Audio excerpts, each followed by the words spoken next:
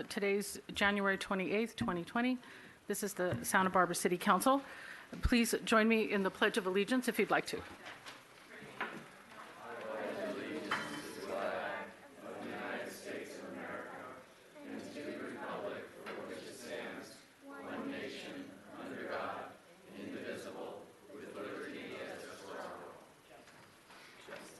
Roll call, please, Ms. Clerk. Councilmember Jordan? Here. Councilmember Alejandro Gutierrez? Here. Mayor Pro Tem Sneddon? Here. Councilmember Friedman? Here. Councilmember Harmon? Here. Councilmember Oscar Gutierrez? Present.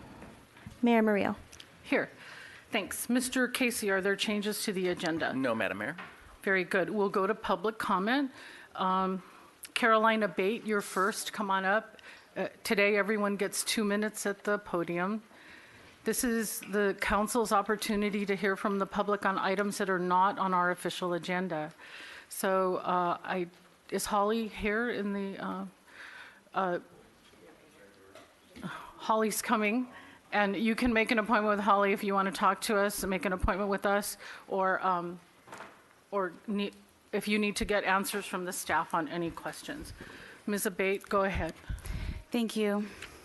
Thank you for allowing me to speak about the new sexual education programs for Santa Barbara's public junior high schools. These curriculums and classroom materials contain sexually explicit pictures and ideas, completely inappropriate learning materials, and student activities.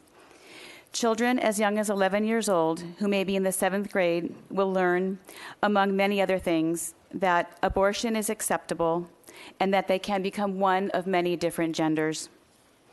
The reality is, these curriculums put offensive and self-destructive ideas into the minds of children that they would never think of doing on their own. As a society, we must be extremely careful what kind of thoughts we are putting into the hearts and minds of our children, because how we behave and act is the direct result of what we are thinking. Schools are public places, just like anywhere else in our community, and should not teach, have discussions, or activities that would be against the law in any other public place. The teacher's guide contains the following extremely disturbing idea. Infants, children, teens, and adults are sexual beings, and that the teacher's job is to normalize and reduce discomfort when talking about these topics. And remember, these statements are given in the context of sex education lessons. No one in good conscience can ignore what is happening here. There is an agenda in these curriculums to destroy social norms and standards of behavior while forbidding any mention of religion. These curriculums in our schools are the result of Democrat legislation, as the voting record indicates. Please stop voting for Democrats. Democrat Monique Limon has been endorsed by Hannah-Beth Jackson. Please do not vote for Monique Limon. Your time is Only up. vote for Republicans. Marshall Wofford, you're next, followed by Monica Ramirez, Pastor Gerardo, Jerry Menchaca, Michael Corrigan. Thank you. Hi. Hello. I just want to say, first of all, my condolences to the Bryant family.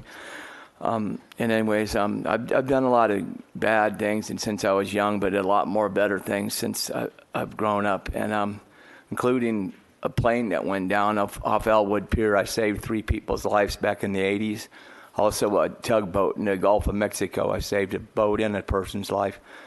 I've been also made the front page of the paper twice, and it wasn't for getting arrested. So I could use a little help on these things. I've been trying to get through with these medications and everything else. I'm not taking any opiates, and I'm trying so hard. I need some assistance on things like getting around and everything else, and to doctors and things like this. But anyway, and also on Cliff Drive, there's a couple of telephone poles, one about 20 feet up from Loma Alta there. There's a piece of fiberglass out in the street. It's about 10 feet long. It's supposed to be running up the side of that pole, and I put it back on twice. Also, up on the other side of La Marina, right by the bus stop, there's another one laying out in the street. It's about 10 feet long. If someone's going to get hurt or trip over it, something. And I put both of them up on several occasions. But anyway, that's my 2 minutes. Thank you, and God bless everybody. Monica Ramirez. Holly Perea, will you wave so people know you're the person to make appointments with us? Thanks. After you, Jerry Menchaca. Welcome.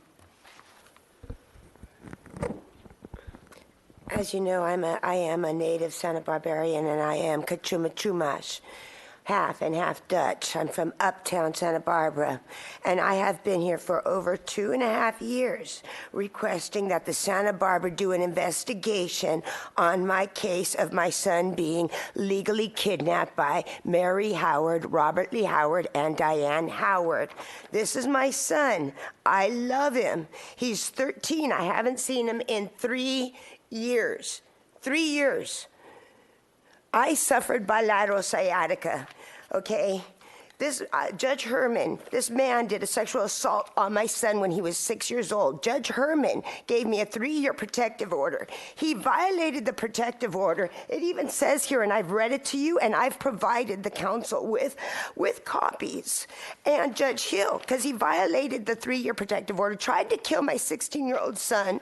Judge Hill gives me a 10-year protective order. He spends 1 year in prison. The case is not done. It even says it in the case archives. It is being dismissed. Joyce Dudley, it says here, the attempted murder on my 16-year-old son, and then the violation. Well, guess what? It says here, dismissed by Joyce Dudley, the district attorney. This lady, Mary Howard, Robert Lee Howard, Diane Howard, kidnapped Scott and Dakota. They put me in the 5150. I had bilateral sciatica because this man tried to throw my son, and I put him in a headlock. When he got out of jail 3 months later, his niece, his cousin, Cherie Chavez, put me in a 5150 hold. And they kidnapped my child because I was gravely disabled. I had 6 surgeries from Pacific Pain Physicians. I was seriously disabled physically, and I need help. My son, Scott, had an IEP at Roosevelt School. I don't know if he's going to school. I don't know Thanks, his Ms. welfare. Ramirez. Your time is up. Thank you for being here. Mr. I even Menchaca, filed your turn. a grand jury indictment. Please respond. I put my phone number, and I'm patiently waiting for a response. And I go everywhere to ask for help, and I've been asking. Your time's up. Thanks. Mr. Menchaca, followed by Mr. Corrigan. City Council, Mayor, my name is Pastor Gerardo Jerry Menchaca. I am a generational Santa Barbaran. We just recently moved our congregation to the east side of Santa Barbara at 1032 East Mason. Just this past this past Thanksgiving, we were able to service 125 families to feed them. And I want to thank the mayor, I want to thank Oscar Gutierrez for being there to help serve these people, these needed people on the east side of Santa Barbara. We also were able to give out 75 dinners in which they were able to take home a Thanksgiving dinner and cook it in their own home. And I just wanted to come here and let you know that we are going to be there in the east side of Santa Barbara. We appreciate the support that you've given us, Mayor. We're looking forward. We appreciate your leadership. Thank you. Really, it's what we do in the community that really matters. And I'm looking forward to meeting you, Ms. Gutierrez, Councilwoman, and to see what we can do to better the east side of Santa Barbara to make it a safe and friendly place. And again, once again, thank you very much. Thank you. Thank you. Mr. Corrigan? Sorry, Dr. Corrigan? Not a doctor. I'm not a doctor, but Okay. I will take that label gladly. Good afternoon. My name is Michael Corrigan, and you've heard me before on the topic of the Ariba Way ADUs, and you'll hear from a few more of us today as well. Today, my purpose is to express my hope that the council will take action to instruct the building department to undertake a thorough review of the merits of revoking the building permits that led to these ADUs based on the now proven misrepresentations contained in the original applications. The city attorney has made it clear to all of us that this issue is entirely separate and independent from the city's enforcement action. Thus, the city could move today to revoke those permits if they chose to do so. Since I do understand that the building authority might feel an action of this magnitude should only be taken by the council itself, I hope you will consider that step if it's deemed necessary. Our neighborhood association, Ariba Way Citizens United, has secured temporary restraining orders barring Mr. Petronic from doing further work. But we really need to get this moved along in another way. Our neighborhood has spoken in unison concerning these structures, and the council now seems to share our concerns about building such structures in a high fire risk area. At this point, though, the only way to stop these two specific monstrosities from being built, structures that can only be built because of fraudulently secured permits, is if the city has the courage to revoke the permits. And I use that word courage intentionally since I'm aware of how fearful you may be of another failed lawsuit.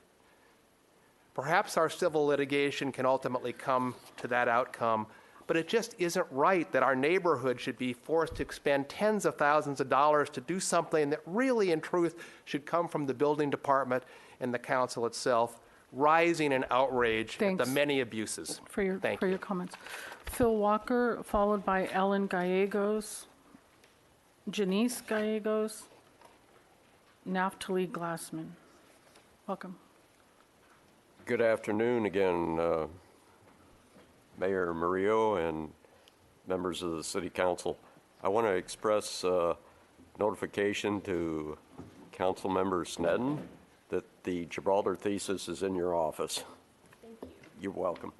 Okay, one quick thing. I talked the last time Council met a little bit about what occurred at El Estero Wastewater Plant late February 1983 with the El Nino run-up that sort of invaded the plant.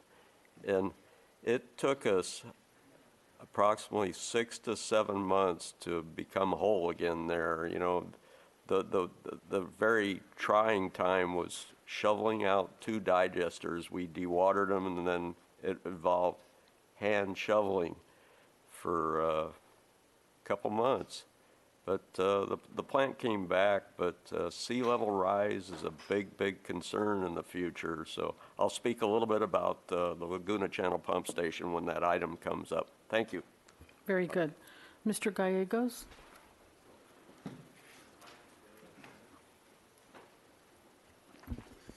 Madam Mayor, City Council, I just wanted to say, don't consider removing those occupancy covenants, the legacy ones, without looking at non-compliant covenant applications as well. I wanted to talk about what does non-compliance look like. Occupancy covenants declare on signage that an applicant must own and occupy the property as their primary residence in order to proceed with an ADU. That said, the contractor on 2919 and 2924 Ariba Way proceeded to apply for permits at both properties. The owner, now faced with occupancy covenants, came up with a solution. His mother and him were both on the trust. So that would work, right? Well, the city must have pointed out that you have to be a 50% owner to do an occupancy covenant and be an owner. And she only had 25. So he quickly proceeded to change the trust to 50-50. That should work, right? Well, that's hard because his mother never resided at 2919. It was much harder to convince the city that she does. So in a final attempt, the applicant's lawyer, Peter Mucinich, sent a formal letter on June 21st, 2018 to Ms. Martinez at the Community Planning and Development stating that his mother is in the process of moving into 2919 as her primary residence while it's being retrofitted for her needs. Now this is important. Listen. These actions by the city and the applicant prove that all parties clearly understood that residing within the residence is required by law to apply for an ADU permit and required to continue to move the permit forward. The mother still doesn't live there. They just re-rented it. It's 19 months later from that letter. I'm asking you to revoke these permits. It will make it fair when you're considering these covenants and how to handle those ones in the past. So, thank you. Janice Gallegos? Welcome. I am also here to express my support in the revocation of the 2 ADU permits in the high fire risk area of Ariba Way. There have been many citizens of our city, including me, who have worked through the permitting process and have abided by the many building codes and ordinances that safeguard our community. This process justifiably takes time and money. In our case, we were transparent. We provided truthful, accurate, and timely information, and finally, after a year and a half and nearly exhausting all of our funds to ensure city requirements were met, we persevered. We did the right thing, but we felt penalized in the process. This experience feels like a stark difference compared to the applicant on Ariba Way. In his case, the applicant has submitted false and misleading information on government applications and covenants. He has performed illegal grading. He has breached stop work orders to hide grading inconsistencies, all of which are being criminally litigated as I speak. By California state dictate, ADUs proposed in our community have precious little municipal oversight, and what few standards do exist appear to be open to city-sanctioned misrepresentation. These ADU units are egregious structures that will add density to the already limited evacuation routes for Mission Canyon in the extreme high fire zone during emergency evacuations that are unfortunately occurring with more frequency. So here we are, over a year later, imploring you to do the right thing. After all of the facts uncovered and criminal counts being litigated, this applicant unbelievably may still build these structures as planned. Allowing this to continue sends a message to investors, contractors, and residents who wish to take advantage of our community to their sole benefit. Do the wrong thing and you will get away with it. This sets a dangerous precedent. We expect more protection with our precious tax dollars. Please work with the city attorneys to support revocation. Thank you. Thank you. Naftali Glasman.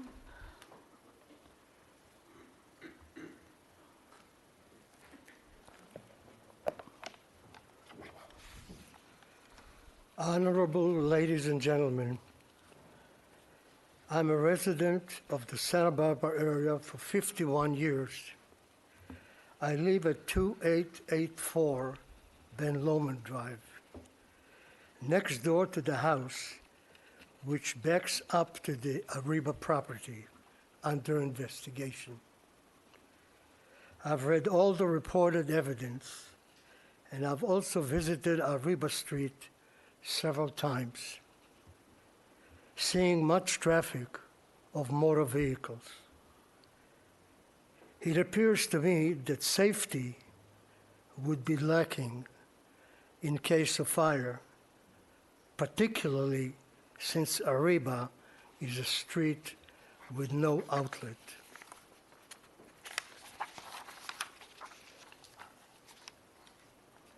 I'm not a lawyer. I'm just an emeritus professor, so that I did look and wanted to look, not only the evidence, but the site. Based on that, I ask that the city of Santa Barbara, revoke the 2 ADUs on 2919 and 2914 on Ariba Way. May the mayor and city council, I ask you to give us the opportunity to speak here. I do so with some tears, because these boys come to my house often, and I visit them. Sir, your 2 minutes are up. Thank you. Thank you. Mateo Gallegos. Welcome. Is it okay if I stand here? You could use that one too. Madam Mayor and City Council. Just speak up. Madam Mayor and City Council, thank you for this opportunity to speak. My name is Mateo and I go to Roosevelt Elementary School and I'm in 5th grade. I'm coming to you today to speak about non-recyclable plastic, specifically single-use plastics. I think it's hurting our environment. For example, plastic ends up in landfills and oceans. Plastic bags can take up to thousands of years to biodegrade, and most plastics never biodegrade. In my research, I discovered that the toxic chemicals used in plastic gets transferred to animal tissue, eventually entering the human food chain. We are dumping toxic waste into our environment and ultimately harming ourselves in the process. City Council, on October 8th, 2018, we voted to ban straws. I think it really helped because now we use less straws and less straws go into the ocean. I read in Newshawk about banning plastic straws, and City Councilwoman Sneddon said she would like to see the city go further. She was quoted, "I would like to see this as just the beginning, not the end of what we're looking at." I agree, that's why I'm here. Here are some excellent proposals to take action on. We can ban or tax non-recyclable plastic, ensure single-use products are biodegradable, like forks, plates, single-use cups, etc. Bottled water should be sold in cans or reusable bottles only, and we can increase the current California Redemption Value, or CRV. These are just some of the laws that must change for our community. As our city council, you have the ability to lessen our pollution. Please let's set an example and take a lead on this. Thank you. Thanks. Mateo, can you let us have that? Would you give it to Angela, please? We'll look over your ideas. So before we go on, we have other people who will be off of the subject of Ariba Way, but then we'll go back to Ariba Way speakers. Did you have an announcement that you've set up a meeting? I did, thank you, Madam Mayor. On Thursday, we do have a meeting set up with some residents. If there are any other residents who would like to join that meeting, please see Holly so we can get an idea of the number of people who might be joining that meeting. And this is for Ariba Way specifically. Thank you. So Bob Hanson, as you're coming up, Councilmember Harmon has an announcement. Thank you, Madam Mayor. Actually, just for the younger Mr. Gallegos, we met a few months ago, or maybe more recently than that, to talk about the process of getting involved in advocacy. And I just wanted to reflect on that and say how much I appreciate your continued engagement and your bringing us solutions, because that was something that I know we spent a lot of time talking about. And I'm looking forward to continuing to be in conversation with you about these issues. Okay. Mr. Hanson. Good afternoon. Mayor, you have a lot of power, really. You could have an executive order. The president does it, governors can do it, and you can do it. Is that true? I think it is. So right now, we have an issue with the warming center run by the county. In the last couple of years, it used to be 40 degrees. In the very beginning, it used to have the Armory and a lot of other things. Then they took it down to 35. The homeless people know that, and they just sit there and go, who cares about me, you know? Let's care about them. You could sit there and say, you know, the city wants it at 40 degrees again. Got good news. The governor is working with the homeless in LA. They've been putting trailers on lots and doing some things and trying to have the families first, which is great. And Earl Warren Showgrounds is state property that could be used, and that's great. We need some order. I was at the Father Cordero Center over by 154. It works. Order and love. I was at the county where there's 80 people sleeping there at night, and on the weekends they stay all the weekends. Porta potty in the back is completely pooped on. Drugs are happening, all kinds of crazy stuff. There's good people there and bad, just like in the houses everywhere. So the good news is we could have something really good. We could be on the peace train with people that are unhoused, saying, you know what, we need a national agenda, not just California or Santa Barbara, but we need to get on that peace train and really believe that we can make some difference. You know, we could have job training, we could have people trying to learn a profession or go to school online, and my time is 15 seconds, so let's give peace a chance, and you could do an executive order to really show that, I think that you could win this election you're in. Thank you. Show them that you got some gump. And here's my sign. 32 degrees, you're freezing. 38 is your refrigerator, and 35 degrees is what they do. Time Open is up up, the homeless warming center. Yeah. That's bold. Nancy McCready next. After you, Jessica Solomon, Tim Kirkley, Anna Marie Gott. Welcome. Hi, everybody. I'm sorry. A man is only happy when he's self-empowered to do for himself.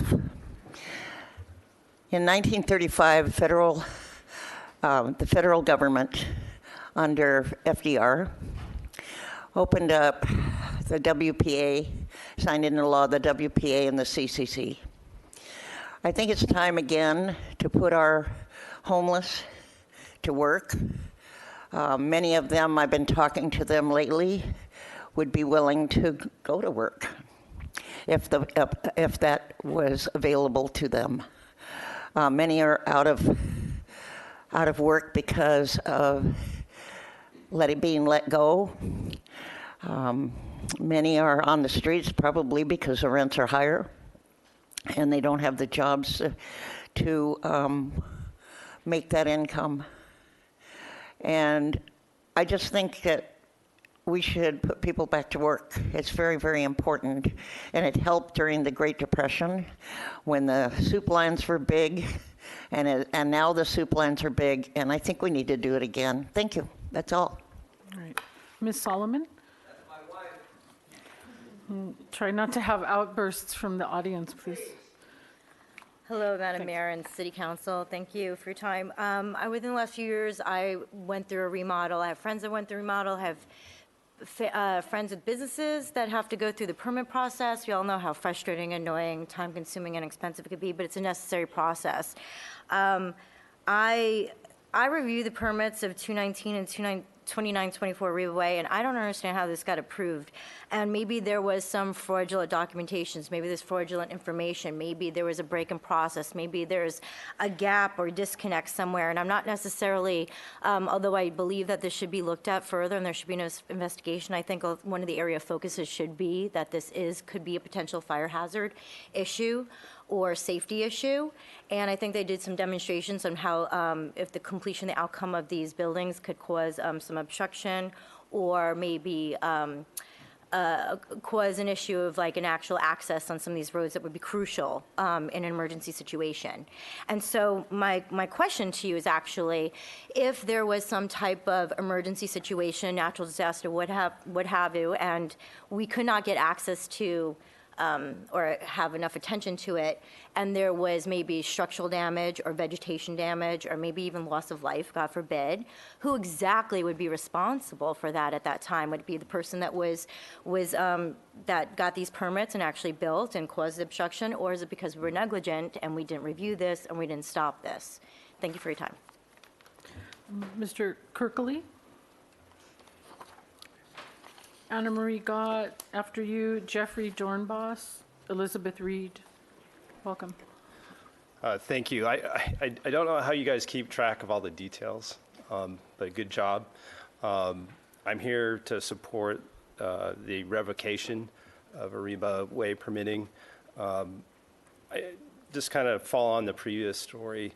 My first house that I got, it was a fixer-upper. I couldn't get insurance until I fixed the electric. And there was a big chimney that was going to fall down on me if there was an earthquake, so couldn't get insured. That wasn't my biggest problem. So I go through the permitting process, everything else, but my biggest problem was when I went in to get the permit, I had it was a shed that was too close to the fence. And so I had to move the shed. So I was talking to Brenda, who's handling the counter. I'm like, Brenda, why the heck do I have to move that shed? You know, it's just a shed. And what difference does it make? And she told me, she's like, Tim, if I let you go and keep that shed right next to the fence, then I got to let everyone else do the same. I'm like, well, who cares? Well, there's a reason why the rule is there. You got to follow it. So I'm like, all right, I'll let that one go. So I think, when I reflect on what we're talking about today and then thinking about what I went through earlier, I mean, I moved that shed. It's still there. But I think once you start letting certain things slip, even a shed, what does that mean? What other rules go? So I would consider that. So I think moving a shed is important, but there's probably even more significant changes or laws and rules that we all have to abide by. So I support them. Thanks. Okay. Ms. Gott?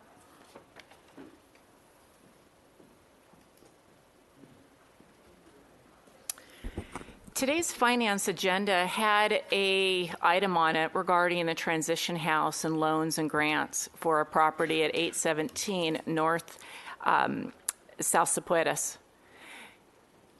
If any of you looked at my emails from the weekend or earlier today, you'll see that there was a complex there with 3 units. All of the residents were evicted. They were thrown out into the street to go look for a house, maybe in town, maybe out of town, maybe they might be couch surfing, or maybe they just might be homeless. But the transition house is going to be putting 5 families who are currently homeless into that house once it's revamped and remodeled. So I have a question for you. Isn't that just a shell game? It is, because we're actually pushing out our lower income, our moderate income, and our middle income earners out into the street, and we are then filling up their former homes with people that are homeless now. Meanwhile, the AUD is doing nothing but creating luxury housing that none of our current residents can really afford.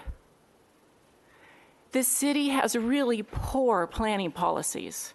You make really poor decisions, and they're not in the best interest of your residents. I want each of you to walk by, drive by 817 Celso Puedes, because the city should have never put on an agenda to support that project for the loans or for the grant for some far-off future housing that we will probably never see in my lifetime. You really need to do a better job, and you need to fix your priorities because they stink. Thank you. Time's up. Mr. Dornbos? Elizabeth Reed after you. Diane Renee Francis after her. Ms. Rodriguez, thanks.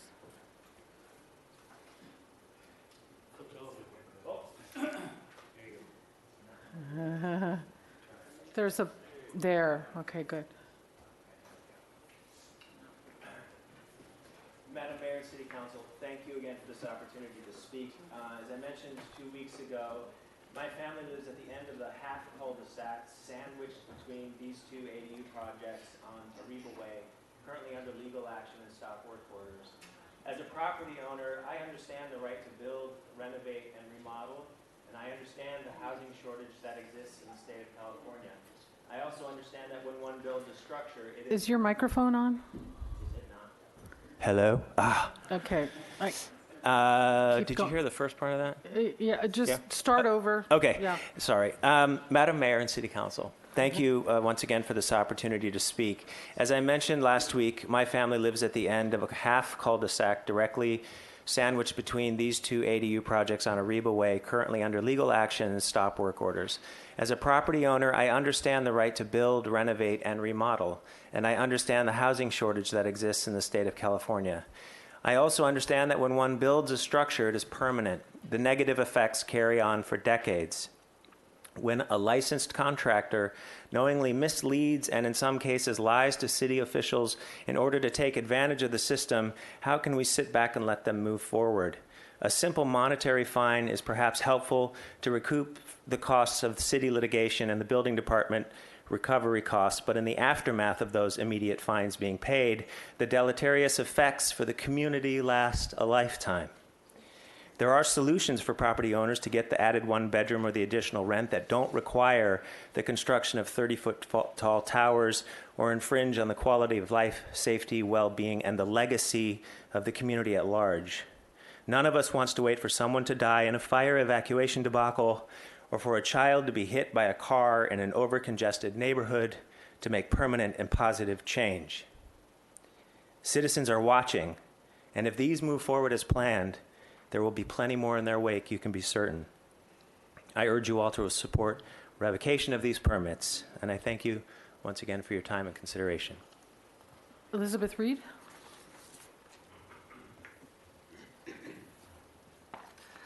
Madam Mayor, City Council, thanks for this opportunity to speak. I also support the revocation of the 2 ADUs on 2919 and 2924 Ariba Way. Our repeated presence at these meetings demonstrates our individual and group concerns over increased people and car congestion on an already compromised evacuation route and emergency responder access at our homes in the case of an urban wildfire incident. The request for revocation of the current permits is based on firsthand knowledge of obviously false statements from the applicant on the permits and the repeated stop work orders from the city when discrepancies were found. The sites and plans are flawed.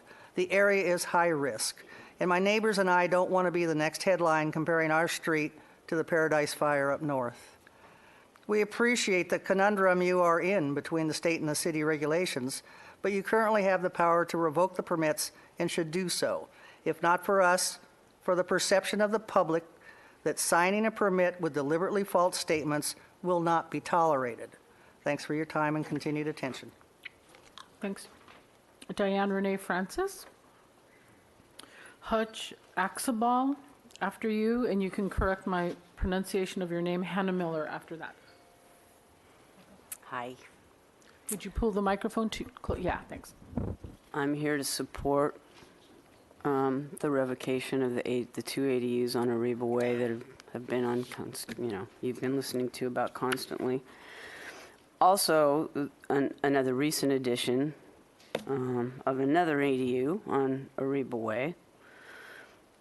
It doesn't have nearly the problems that this one does, but it's another ADU on Ariba Way, or any ADU in our extreme high fire area. We're on a, as the man said, one in and one out, 20 home cul-de-sac that has already got way too much parking on one side of the street that it's allowed. I mean, we're in a high fire area. There are also additional ADUs on Cheltenham, which is part of our evacuation route. We've run with the Mission Canyon Association. We've run with fire trucks. We've run practice evacuations from there. We've all started backing into our homes, to our driveways, so that we have a better chance of getting out, and the ADUs keep being built in our area. I mean, I'd appreciate it if you guys would do something about this. Hutch.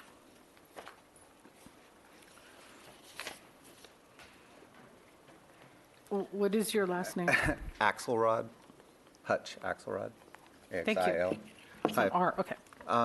I want to address the issue with the ADU at 29, or up in Ariba Way, and the entire situation up there.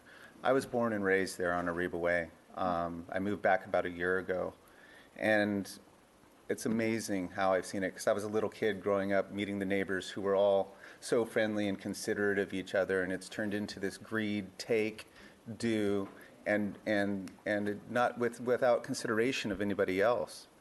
Specifically, these ADUs have been built at a height that doesn't care about anybody else, and more importantly than vilifying, I think, ADUs, is the parking situation. Is the on-street parking is outrageous. People are working on different places, and you can barely squeeze by. And to mandate that when people, if there was to be anything ever built, that they mandate first, before the places are built, off-street parking above double what any increase would be with the ADU. You know, like you're gonna build something with a one bedroom, create 4 off-street parking spots, because the problem is the streets. It doesn't matter whether there's one or, even now, getting up and down the streets half the time, I can't imagine a fire truck with the existing. So the issue is how people park on all of the streets going up there. And so that's what really needs to be reviewed. But as well, the height and not caring about other people or other neighbors has really gone, and it's a sad thing up there. But I think that there is hope and there is possibility, but with proper oversight and putting that as a priority. Thank you. Thanks. Ms. Miller? I have some good news for you guys. She had to run back to work. She was here to support revocation as well, so I'm giving you back those 2 minutes. Thank you. Danielle Meisel? Sorry, Daniel Meisel? That's correct. Thanks for the pronunciation. I'm Daniel Mizell, a city resident for the past 35 or so years since I came down to UCSB.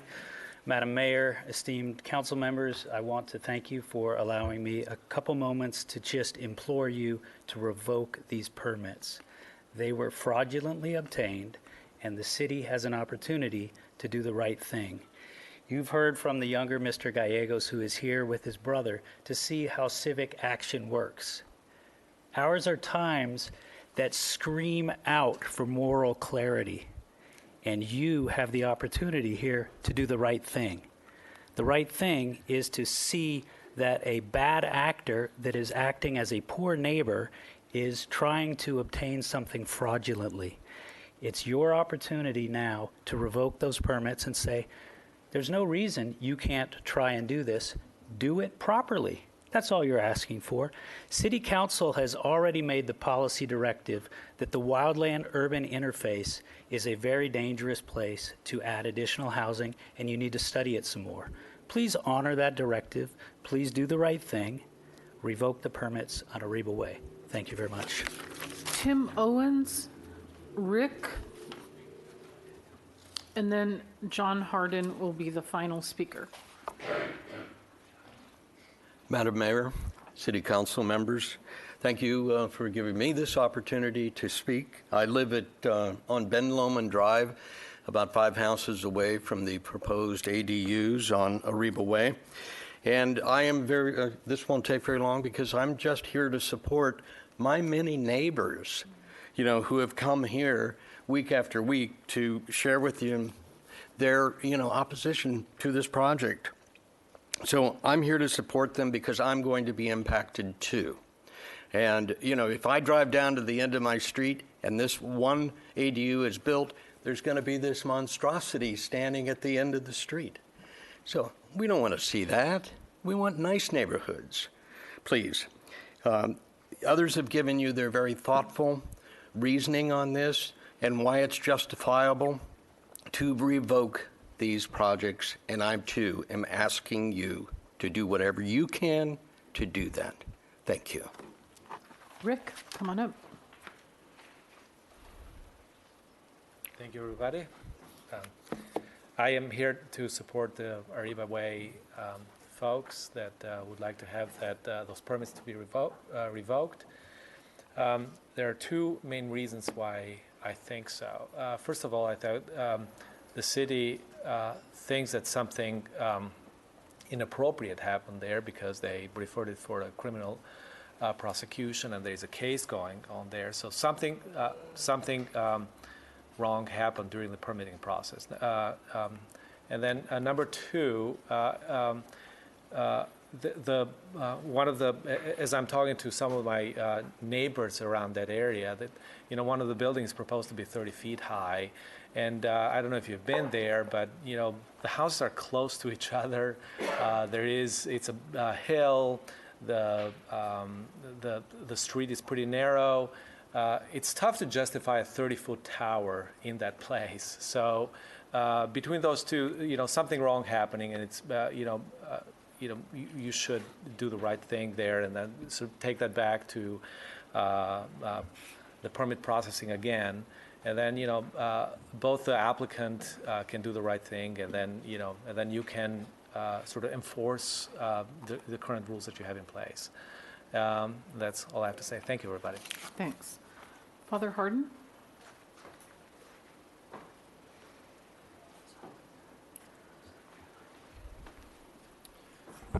Thank you, Madam Mayor and Council. I'm not used to standing on this side speaking, but I do want to remind you, as I remind myself every day, it says in Scripture, we will always have the poor with us. I know it's a complex issue, and first of all, I'm speaking for myself, not for the Friars, not for the Mission, not for Virgil Cardano Center, but I get that in there. It is a very complex issue, and it takes complex solutions. One size does not fit all. I truly believe that with the cooperation of the city, the political will of this community, NIMBY, get away with NIMBY, and we can do something here for the poor. I'm very willing to talk to you or any of the council people about two wonderful programs and that I saw myself with Sister Margaret Keaveney in Texas. One was in Austin called Community First, and there's a man by the name of Alan Graham that wrote a book called Welcome Homeless. Incredible work that he's done, and also a program called Havens of Hope in San Antonio that is, according to them, have taken 80% of the people off of the street. It's two incredible programs. I know there are others around the country. I would encourage you not to try to reinvent the wheel. Talk to people that have dealt with the homeless. But I truly believe that something needs to be done with those that are chronically homeless and chronically mentally ill, which are very difficult to deal with. And I see it every day, but we do not forget them. Thank you. Very good. Thank you. That closes public comment. With thanks to everyone who is here. Remember, there's a meeting about Ariba Way. Holly here with the black sweater can let you know what time and where.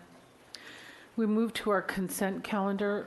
Ms. Rodriguez, you're going to read some items. Thank you.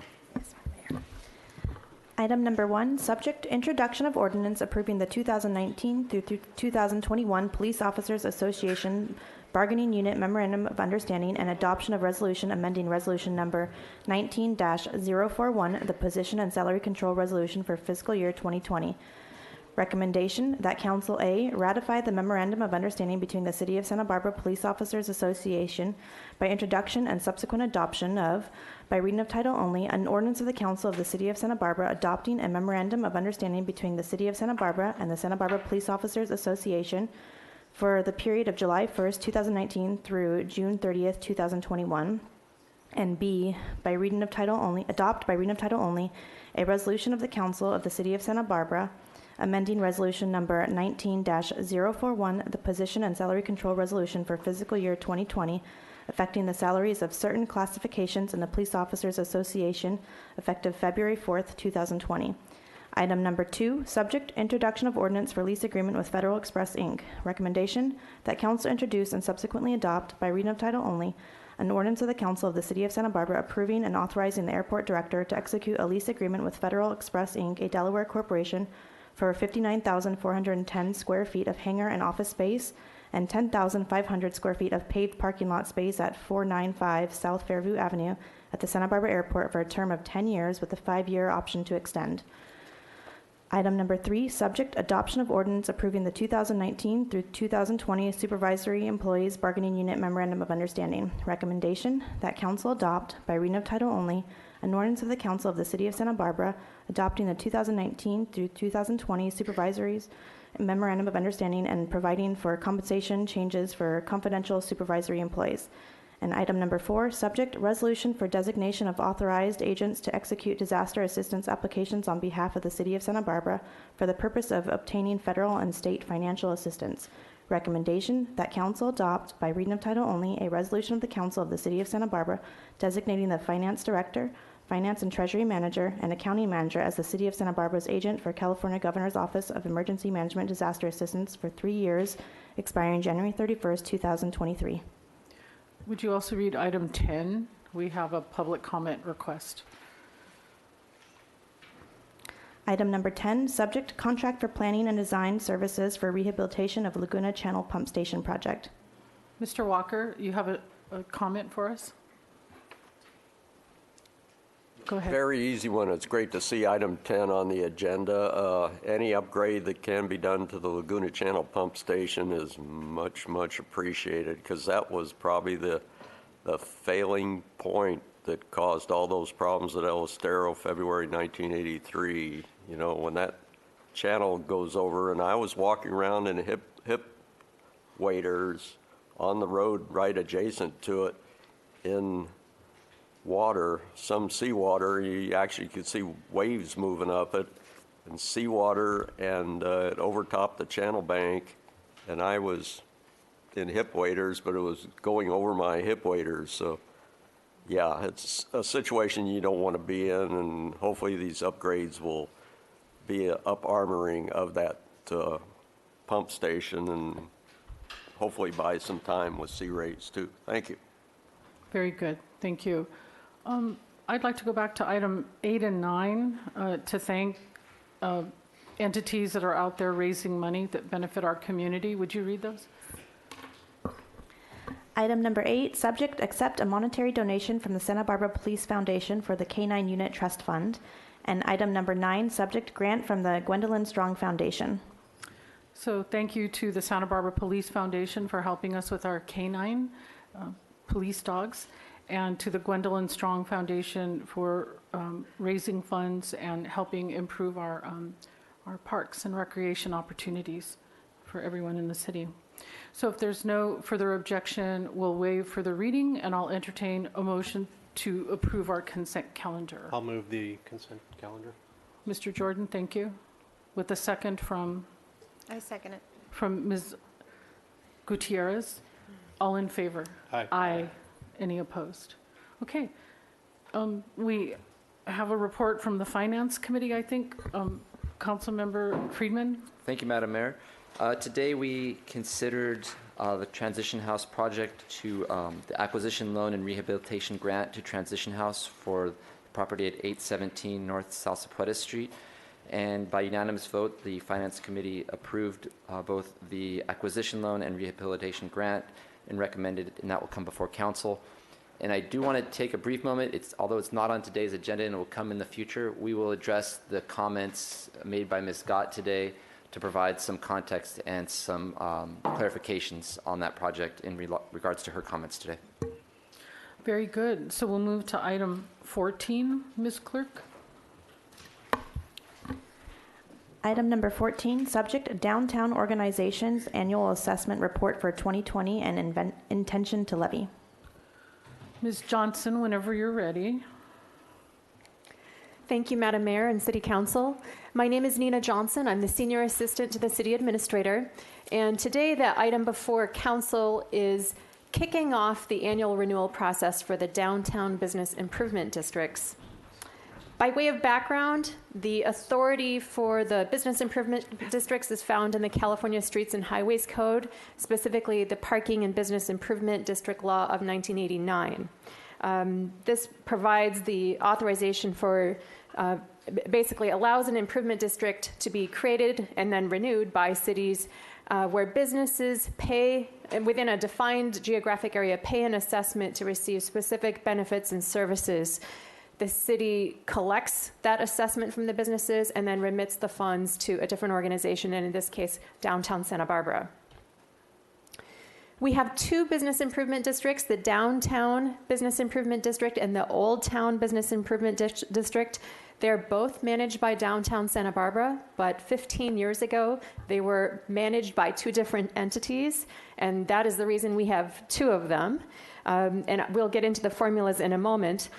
Downtown Santa Barbara, through these districts, provides services for events, marketing, promotional services, and I've highlighted just a few services that they provide, and there are more details attached to your in your report. The flag display program of weekly flags along the State Street, the first Thursday monthly events that bring people downtown, the holiday parade, holiday decor, website, social media, marketing and promotional campaigns that take place all year long. And this is just, again, a selection of services.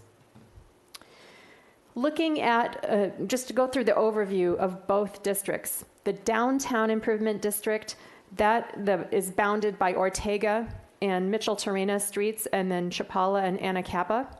The businesses pay 100% of the business license fee, and the business license fee is basically the gross sales. It's based on gross sales. So, for example, if a business pays $100 for their business license, then 100% of that license fee would be $100. So it's the same amount as what you're paying for your business license. Professionals pay 15% of the business license fee, or a minimum of $50. In the Old Town Improvement District, the formulas are a little different. Businesses on State Street pay 100% of the business license fee, but if you're not on State Street, businesses pay 75% of the business license fee, or $100 minimum. Automobile sales and service businesses pay up to $600 a year, and then other businesses and professionals, so architects, consultants, and so forth, they pay $100 a year. And the Old Town Business Improvement District is bounded to the south, Ortega to Gutierrez Streets. So the key steps before council today, we are kicking off this process by adopting a resolution of intention to levy and setting the public hearing date of March 3rd. And what will happen is notices will be sent to all of the affected businesses with this hearing date, the assessment details, and instructions if they wish to oppose the assessment. At that public hearing on March 3rd, we'd review the number of protests received or opposition. In the law, we refer to that term as protests. Council would confirm whether a lack of majority protests exists. And what that means is if we receive opposition representing 50% or more of the assessment value of all of those businesses. So on March 3rd, we basically look at that amount and confirm that there is a lack of opposition, and then council can adopt a resolution to assess businesses, and then we move forward from there. From here, I'm available to answer any questions that you may have, but I wanted to turn everything over to Carrie Kelly, the Executive Director of Downtown Santa Barbara, who can share some comments with us. Welcome, Ms. Kelly. Thank you. Thank you, council members. I want to start my brief remarks by saying thank you to the city staff, you as city council members, the business and property owners, and the community leaders for your focus on downtown over the past few years. I have now officially been at this job for a year and a month, and I continue to be grateful for the opportunity to work with such amazing people and in the most beautiful downtown in the United States. 2019 was a year of positive growth and partnerships. The downtown study and the COSMOT recommendations gave us a great foundation, and the radius forecast for downtown was very rosy for the upcoming year. But we know that there are real challenges currently we're facing and on the horizon. Our own organization is experiencing great momentum, and the work on our strategic plan has allowed us to focus on our organizational strengths, weaknesses, and opportunities while planning for future activities and the vitality of downtown Santa Barbara. We are committed to 4 strategic priority areas, and those are economic vitality, special events and marketing, clean, green, and safe, and advocacy. Our focus for 2020 will be storytelling and broadening local support in the downtown. I hope we will have your continued support for our bid renewal, and we're excited to work with you over the next year, and I'm happy to answer any questions that you might have. I've also prepared a more thorough presentation for our specific 2020 or for 2020 plans that I hope to give in March as well. Are there questions for Ms. Kelly or for Ms. Johnson before we go to public comment? Mr. Jordan? Thank you, Madam Mayor. I'm going to cheat and make a couple comments. I have a little baggage here. And one, I want to thank Bob Stout, the current president, and Carrie Kelly, the executive director, for welcoming me back into the family this last week. So we had a little get together, and some of you know I have baggage with that organization. To me, I know little of what you've been planning, but I'm also very grateful that you've invited me to the planning session retreat this weekend too, and I'll get back up to speed. But to me, there are just so many things lined up right now that are positive to look toward that light at the end of the tunnel that's been blurry for the last few years. And the vacancies on downtown State Street can be spun to a positive because there's a potential to put extra focus on them and to bring the people that are involved to bear on that issue. There's also a separate effort by former Mayor Hal Conklin with the Santa Barbara Leadership Group that's bringing what I have thought for the past several years was a missing link, and that was property owners into the discussion on the future of downtown Santa Barbara. And I am hopeful that you guys are looking towards not continuing, you've heard this from me before, looking towards not continuing to use a format that is based on a 1965 fees schedule for what today is a modern, socially engaged downtown with all of today's challenges and opportunities, because they weren't the same in 1965. I frequently get criticized that I don't have any skin in the game, but I'll just tell you, for 10 plus years, my employer shelled out in excess of $700 a month or $700 a year as an associate member so that I could participate as a board member while we were located on Lower Chapala. And I think that type of engagement is crucial to the future of the organization, along with, again, getting to resources that line up with where you want to go and the services you want to bring. And so, welcome to your first year anniversary. Okay. Thank you. And looking forward to continuing to work with you. And because this is the question section of the meeting, Ms. Kelly, go ahead and we'll ask you to comment on those remarks. Sure. When I came, there was certainly a discussion about the PVID and sort of funding for downtown Santa Barbara as an organization. When I came in, I really wanted the first year to be focused on planning. Tell me exactly what you want to do as an organization, what the stakeholders want to do, what the property owners want to do, and let's lay that plan out there, and then let's figure out how to fund that plan. So that is sort of where we are right now. We've got the plan laid out, and now let's look at funding. Now let's look at all these things that we want to do. How do we fund all these things that we want to do? So we're definitely there with you. And I think the next year will be certainly looking at funding for us. Big priority. Very good. And we don't say baggage, we say you have experience. So we'll leave it at that. So thanks, Ms. Kelly. We do have a public comment speaker, Bob Stout. If there's no other questions.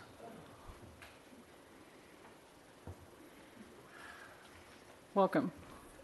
We're back to 3 minutes, so go ahead. 3, good. I was so looking forward. I have to be at Cottage Hospital in 13 minutes. I was so looking forward to sticking my wife back here with this sheet, but I'm here. Couldn't get out.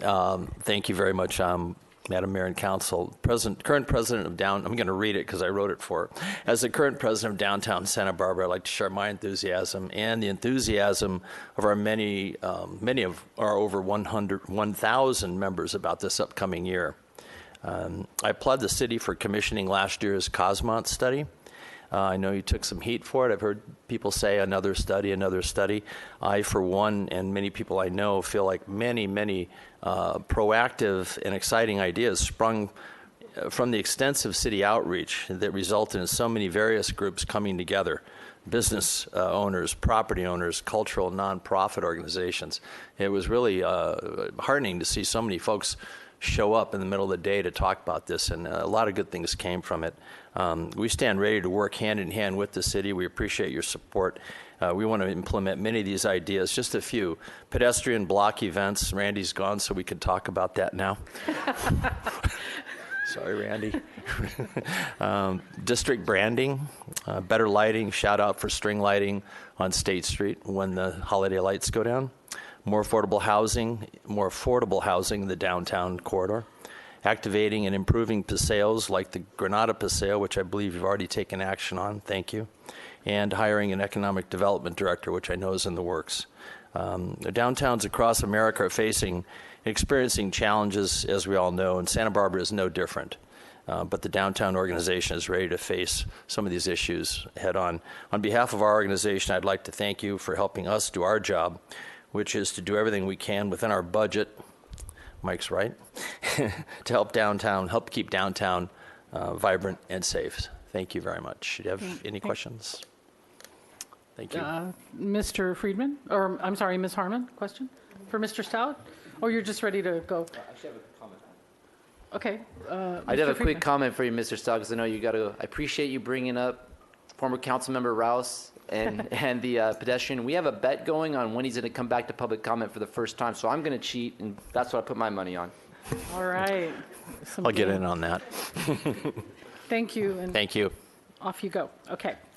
Ms. Harmon, what we're looking at in the recommendation is to approve the attached assessment report, and then B, to get the ball rolling on the levy process. So Ms. Harmon, go ahead. Thank you, Madam Mayor. Well, I certainly support those actions. And I think what I'm going to do is echo Councilmember Jordan's comments, if I understood them correctly.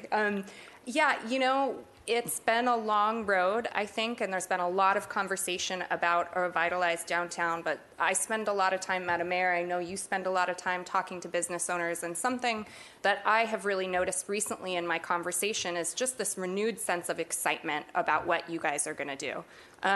And I think that is born out of your creativity, about your willingness to see how the different areas of policy here in the city come together to sort of create the whole. And I'm really feeling that excitement and that energy, and I'm hearing it from corners that I wouldn't necessarily have typically expected it from, and that's a credit to you, to your organization. I know you have a whole slew of new board members who are very excited, who are really engaged with thinking creatively about what this space means now, what it will mean in the future, and how we can create sustainable energy in that area. So I'm really excited, and I will support these recommendations. You can go ahead and make a motion. I'd like to make the motion to move forward the 2 recommendations for the renewal of the bid, I guess. Is that sufficient?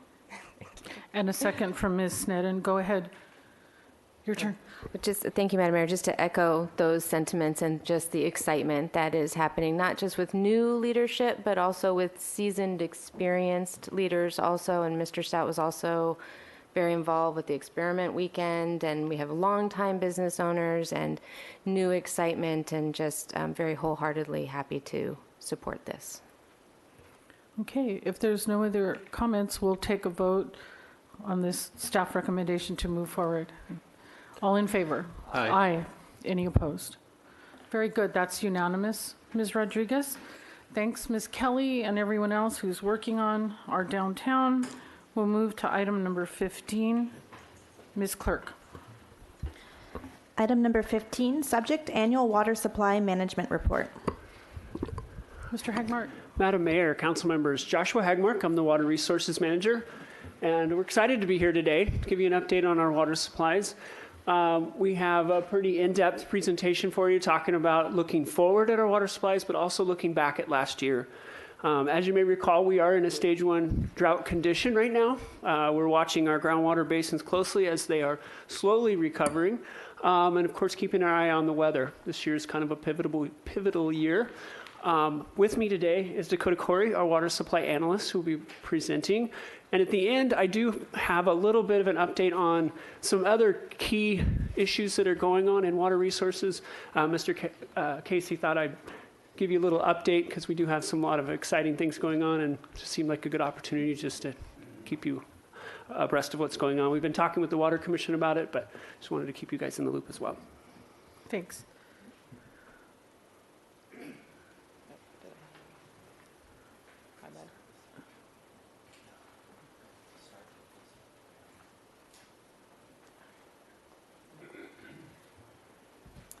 Good afternoon, Madam Murillo and council members. My name is Dakota Corey, and I'm the water supply analyst for the city of Santa Barbara.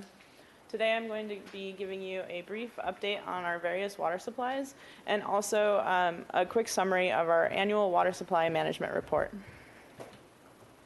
To provide an outline of my presentation, first we'll talk about the supply status, so a little bit of an overview on each of our supplies. Then we'll talk about demand status. How are our customers currently using water in the city, and how do we anticipate them using water in the future? Then we'll move on to our water supply strategy, which is where we take a 3-year outlook to determine that we have appropriate water supplies to meet our customer demands. And then finally, I'll give a quick overview of the 2019 Annual Water Supply Management Report.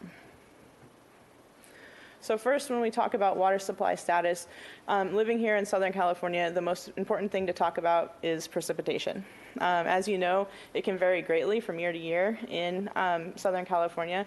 And so I borrowed this graph from the county to kind of show the variation of our rainfall here in Santa Barbara. And you can see the red dashed line at the 100% mark. So this graph shows the percent of normal rainfall. All of the green bars represent rainfall above normal.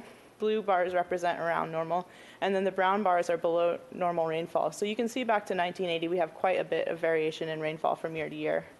If we look at year 2020, you'll see that there's a yellow bar that has 42% above it. And so what that's telling us is that at this point in time in the water year, we've gotten 42% of the rain that we would expect for the year. So it's not based on where we stand today, but just in total, looking at the year, we're at about 42%.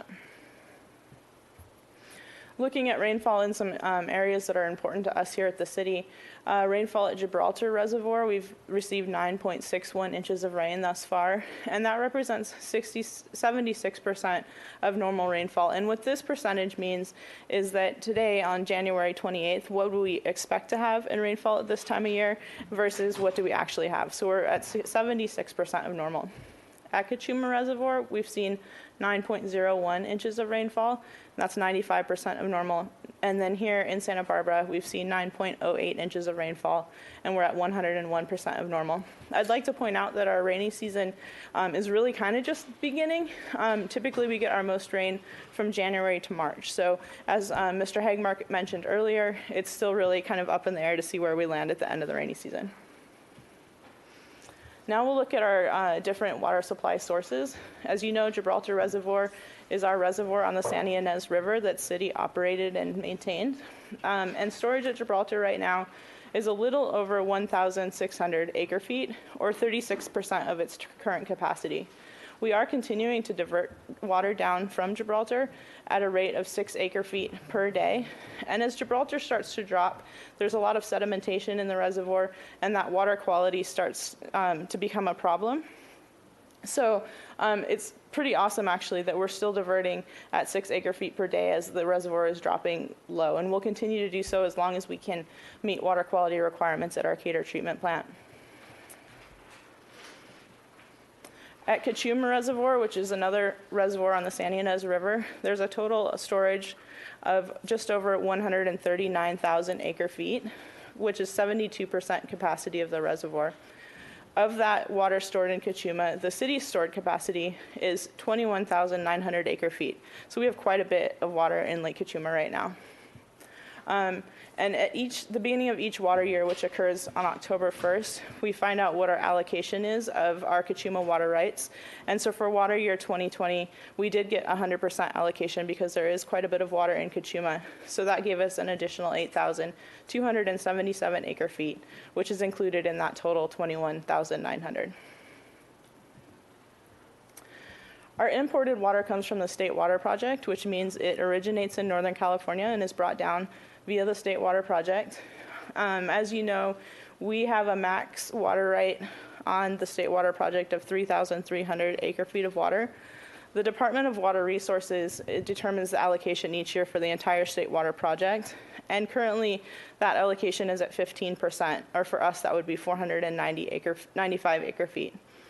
Now that will probably increase as the rainy season goes on. DWR releases different allocations throughout the rainy season, and it's based on how much snowpack there is in the Sierras and how much water they have stored in the State Water Project overall. We do have some water debt related to the State Water Project. You'll recall that when we were in the height of the drought, we went out on the market and purchased additional water on the State Water Project from agencies that had water available. And we've paid back most of that debt, but we still do owe 2,000 acre feet of water. Our groundwater basins are still at pretty low levels, and we do continue to monitor them on a monthly basis. Currently, we're resting our groundwater basins, which means that we're not pumping from them right now to produce groundwater or drinking water for our customers. And we monitor them both for the water level and for seawater intrusion. We expect full recovery of our groundwater basins to take anywhere from 5 to 10 years, depending on a number of factors like precipitation and also infiltration. And this expectation is based on our experiences from the last drought that ended in the late 90s. Our desalination plant continues to operate in full production. For water year 2019, which ended at the end of September, we produced 95% of the total capacity of 3,125 acre feet. The desalination plant has played a very important role in drought recovery. Because we have a consistent, reliable source of desalinated water, we're allowed to keep our groundwater pumps off and rest those basins so that they can recover. And finally, our recycled water plant is currently online and meeting customer demands. Recently, staff performed load testing on the recycled water plant after some repairs were made to determine what is the max capacity that we can operate the recycled water plant at and not have any failures, and we can operate it consistently. And they determined that that volume is 2.2 million gallons per day, which might provide some new opportunity in the future. So now, moving on, that was kind of the production side. How do we produce our water and where does it come from? Now we're going to move on to the demand side. How do our customers use water? And this graph is a pretty good illustration of that. Let me just orient you on what we're seeing here. The red line represents actual customer demands for the last 12 months. The blue line are our target demands, so we anticipate how much our customers are going to use. And then the gray dashed line represents actual usage in 2013. And 2013 is considered our pre-drought baseline. So you can see that our customers have continued to conserve. Our 12-month running average conservation is currently 31%. And for the month of December, it was 34% conservation. One thing I'd like to point out in this graph that is a little bit confusing. If you look at the 3 months on the far right of the graph, October through November, I changed the target there. So for all of the months preceding October, the target for conservation was 30%. But then starting with a new water year in October, I changed that target to 20%. And the reason that I did that is because we expect, as the drought seems to be lessening and we've reduced from a stage 3 drought condition to a stage 1 water supply condition, that we'll see some rebound in our water demands. And we want to anticipate that. And so you can see in the months of October and November, our customers hit exactly at that 20% mark. But then back in December, we're at 34% again. So our customers continue to conserve. This is just a pie chart that shows a breakdown of how our customers use water by customer class. You can see that by far our largest water users are our residential water users at over 65% of our total water use. Commercial use is also fairly significant at 21%. And then we have a small amount of landscape irrigation. This would be our dedicated irrigation customers, as well as agriculture, around 5%. And finally, recycled water makes up about 7% of our total water use. So next, I'd like to move on to our water supply strategy. And this is where we take a look moving forward to make sure that we will have enough water to meet our demands. And there's a couple of different considerations that go into this planning effort. Basically, the question I try to answer when I do the water supply analysis is, if we were to fall right back into a drought with very little precipitation and no inflows to Lake Cachuma or Gibraltar Reservoir, would we have enough water supplies to meet our anticipated demand for the next 3 years? And so I assume no inflows to Cachuma or Gibraltar. I assume a 35% state water project allocation, which is relatively low. We do assume consistent production of the desalination plant, and we're working with the 20% conservation that we've been seeing in the last couple of months. So after doing that analysis, the result is this graph. And you can see that we do, well, let me first orient you on the graph. So this shows water usage or water production from 2013 through 2022. So 2013 through 2019, our actual water usage, what sources did we produce to meet our customer demands? And then from 2020 through 2022, these are our projected demands moving forward. And so the overall picture here is that we do have enough water supplies to meet our demands out through 2022. And what I really like about this graph is it really kind of tells a story. So if you look at 2013, you can see we had all kinds of water in Gibraltar and Lake Cachuma. That's our dark blue and our light blue bars there. And those are some of our least expensive supplies to produce, and so that's how we were supplying our customers. And then 2014 rolls around, we start to see evidence of the drought. We have less water available from Cachuma and Gibraltar, and then the orange bar comes online, which is our state water project water, and a little bit of groundwater, which is yellow. And then for the next several years, through 2019, we were really in the thick of the drought. And so you can see that we used quite a bit more state water project water, which is the orange bars, quite a bit of groundwater, and our Kachuma and Gibraltar supplies really kind of trickled off. You'll also notice that the white bars, our customers were really conserving. That represents customer conservation. And then in 2018, the desal plant came online, which provided another source for us to meet demands. So now looking forward out to 2022, we do have quite a bit of water stored in Kachuma again, and we expect to have more water brought down from Gibraltar. And so we anticipate that we can meet our supplies primarily from those sources plus desal, with a little bit of state water and groundwater thrown in. So in conclusion, the city does have sufficient supplies to meet its demands through water year 2022, and that would require no expansion of the desal plant through water year 2022, as well as no purchases of supplemental water on the state water project. I also believe that our stage 1 water supply condition remains appropriate because our groundwater basins are still so depleted. By leaving the stage 1 water supply condition in place, we're still encouraging our customers to conserve and use our water efficiently, and we're allowing those groundwater basins to rest while we use other sources that we have available to us. We would like to revisit that condition in the spring of 2020, so we'd come back to you probably sometime around May and discuss whether or not it makes sense to change that condition.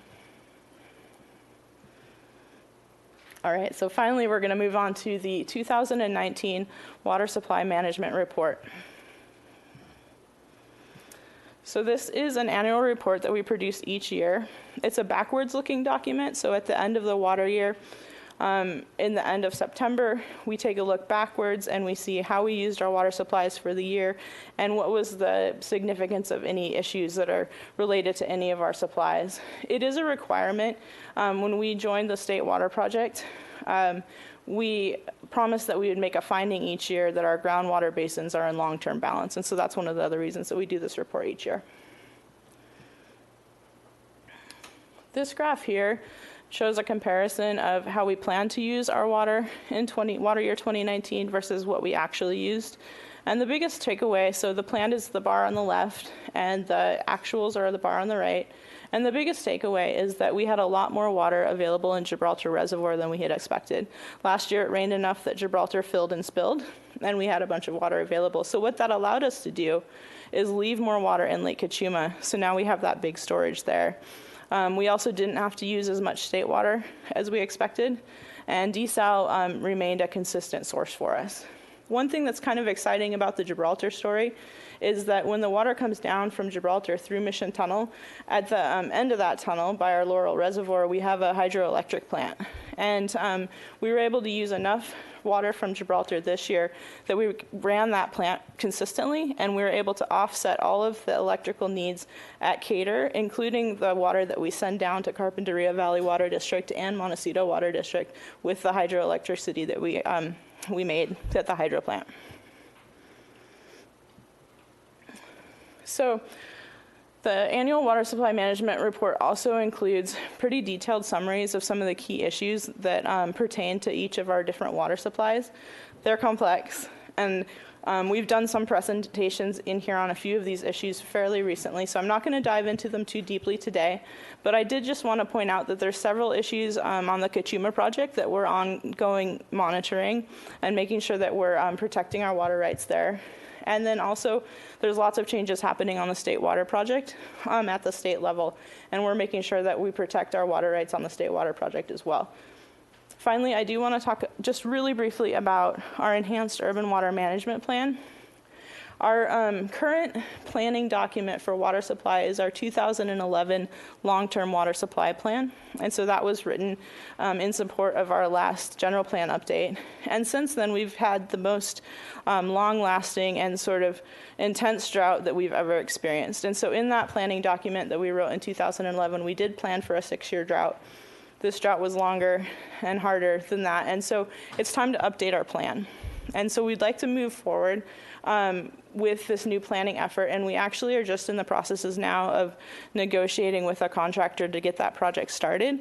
We anticipate kicking it off on March 1st, and we should be back with an update for you guys on the plan of that process sometime in the later spring. Okay, so for the annual water supply management report, as I mentioned earlier, we need to be able to make a finding that our groundwater basins are in long-term balance. So now I'm just going to go through a few slides on the status of our different groundwater basins. Our policy with groundwater in the long-term water supply plan is that we use it conjunctively. And what that means is that during times of drought, we pump our groundwater basins as a resource that's available to us because our surface water supplies have been depleted and aren't as available. But when we have water in the system and it's a normal year, we can rest those groundwater basins and let them refill and replenish. And that's exactly what we did in this last drought, and it served us well. Groundwater is also an emergency supply, so if there was a catastrophic event, such as like the collapse of the Tecolote Tunnel that brings water down from Lake Cachuma, we have local control over our groundwater. We could pump that to provide our customers with the water they needed. So this here is a map of our groundwater basins, and I apologize, it's not the best PowerPoint map, but the black dashed lines that you see represent the boundaries of the 3 different water basins, and the red line represents the city boundary. And I'll just orient you to a couple of the basins. In the upper left-hand corner, you see our Foothill Basin, which is on Upper State Street area below Mission Canyon. And we have 3 production wells, which are represented by little blue squares there. In the center of the map, you see our storage unit number 1, which primarily underlies our downtown area. We have several production wells in storage unit number 1. And then in the lower left-hand corner, you see there's a small basin that we call storage unit number 3. So diving a little bit deeper into the Foothill Basin, we are not the only pumper in the Foothill Basin. There's several other people that extract water from this basin, including the La Cumbre Mutual Water District. We did a study in 2018 to estimate what the drought yield is for this basin, and it was determined to be 8,130 acre feet. Last year, we produced no water from the Foothill Basin because groundwater levels are low and are resting the basin. We do estimate, if we needed, that we have an additional 3,800 acre feet of water available in the Foothill Basin. Currently, the water levels are at about the late 90s level, which is similar to coming out of our last major drought. In storage unit number 1, we are the primary pumper, and we have several production wells located in the basin. That same study that we did with USGS in 2018 estimated that our drought yield in that basin is over 16,000 acre feet of water. Last year, we produced 318 acre feet of water from the basin, and that was just in the summer to meet peak demands. We do estimate that we have quite a bit of remaining yield in the basin, 10,300 acre feet. The trick with storage unit 1, though, isn't so much groundwater levels. They replenish pretty quickly. The trick here is seawater intrusion. And so you'll see on the map the red outline of the city boundary in the lower right-hand corner of the map. That represents our boundary with the Pacific Ocean. And then you can see our wells in the blue squares. And so you can imagine as we pump from those blue squares, we can draw seawater into the groundwater basin, which has connectivity with the ocean.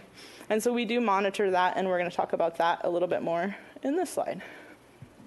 So the yellow dots in this slide represent some of our monitoring wells that we measure monthly. And you can see the red arrow on the far right. That's our 23F2 well, which is located right near the beach. So we would expect to have pretty high chloride levels there just because of its location. As we move inland, we have our 23E5 well, which is located near the wastewater treatment plant, still on the ocean side of the 101. And then farthest to the left, we have 22A4, which is on the other side of the 101. And we kind of call this like our canary in the coal mine well. If we were to see increased chloride levels here, that would really be a concern, because then you can see our production wells are the little black triangles further inland. And so we are monitoring these wells, and almost exactly what you would expect to happen from the drought has happened. And so we see pretty high chloride levels right at the beach. And then as we move inland near the wastewater treatment plant, there are elevated chloride levels that we expect to drop off as the basin recovers. But when you move all the way inland to 22A4, we did not see an increase in chloride levels when we pumped the basin during the drought. So that's something that we monitor every month. Finally, our storage unit number 1, our storage unit number 3. Our storage unit number 3 has difficult water quality. It's a better non-potable water source than potable water source, and so that's how we use it. We use it as a supplement to our recycled water system if we have increased demands or if there's mechanical issues at the recycled water plant. We do estimate there's about 200 acre-feet of water available from this basin, and last year we didn't pump any water from it. So, in conclusion, I'd like to recommend that Council approves and adopts the City of Santa Barbara's water supply management report for the 2019 water year and makes the finding that our groundwater resources are in long-term balance in accordance with the conjunctive management element of the city's long-term water supply plan. And for some next steps, we are going to continue to monitor our water supply situation through this rainy season. And then, as I mentioned earlier, we'd like to return in May and the spring to have a discussion about our current water supply condition. Next, I'm going to hand the mic over to Mr. Hegmark, who's going to provide a brief update on our major water resource initiatives. Thank you, Ms. Corey. So we've been rather busy in water resources, and I got kind of accustomed during our drought updates to kind of briefing you on what we were up to. And so I just wanted to take a few minutes of your time to kind of cover a few items here. So we've been charging ahead with our water meter replacement program, where we've replaced 98% of our meters now. And as you may recall from some of the advanced metering infrastructure discussion, that's the first step. So we've got these meters that are put in the ground. They are AMI capable. And so right now we are piloting, that's the next item on here, we're piloting several different technologies that will talk to that meter we put in the ground and transmit the water use information to the city. And we can make that then available to our customers so that they have more information about their water use, can get alerts and other things. So we're working on that pilot. The pilot's going really well. We're really happy with the results. And for those who are participating in it, we do appreciate the feedback that we've gotten. It's been great. Our main program, as you may recall, we also doubled our main replacement program as we've been really struggling as an older city. We've had a lot of our water main infrastructure reaching the end of its useful life. We were replacing 1% a year, and we've upped that to 2%. We're ahead of the curve, I think, compared to most agencies, and I'm hoping we'll stay ahead of that and keep our reliability up when it comes to water service. And so that was a pretty big jump to double the program. We've certainly leaning on our internal engineering services to help us to do that. And I think so far it's been really successful. We are reaching out and working on a different public outreach program to go with it, because we want to make sure that our customers understand that we're doing this for them at the end of the day, because there is obviously some inconveniences to replacing that water main. Also want to celebrate the successful completion of the El Estero secondary aeration project. I know it's a mouthful, but at the end of the day, what I want to get across is the water quality that plant is now producing is just exceptional. It really is. At times, the water quality is better than what we see coming from Cachuma. Like, it is really, it's outstanding. We settled the lawsuit with CDM. It went to court, and the jury and judge found us vindicated in our frustration with the deficient design that we had, and we were awarded a $2.3 million settlement with that. I really appreciate the attorney's office with all their support in pushing that forward. It was very frustrating and time-consuming, but it was, anyway, I'm glad to see it passed.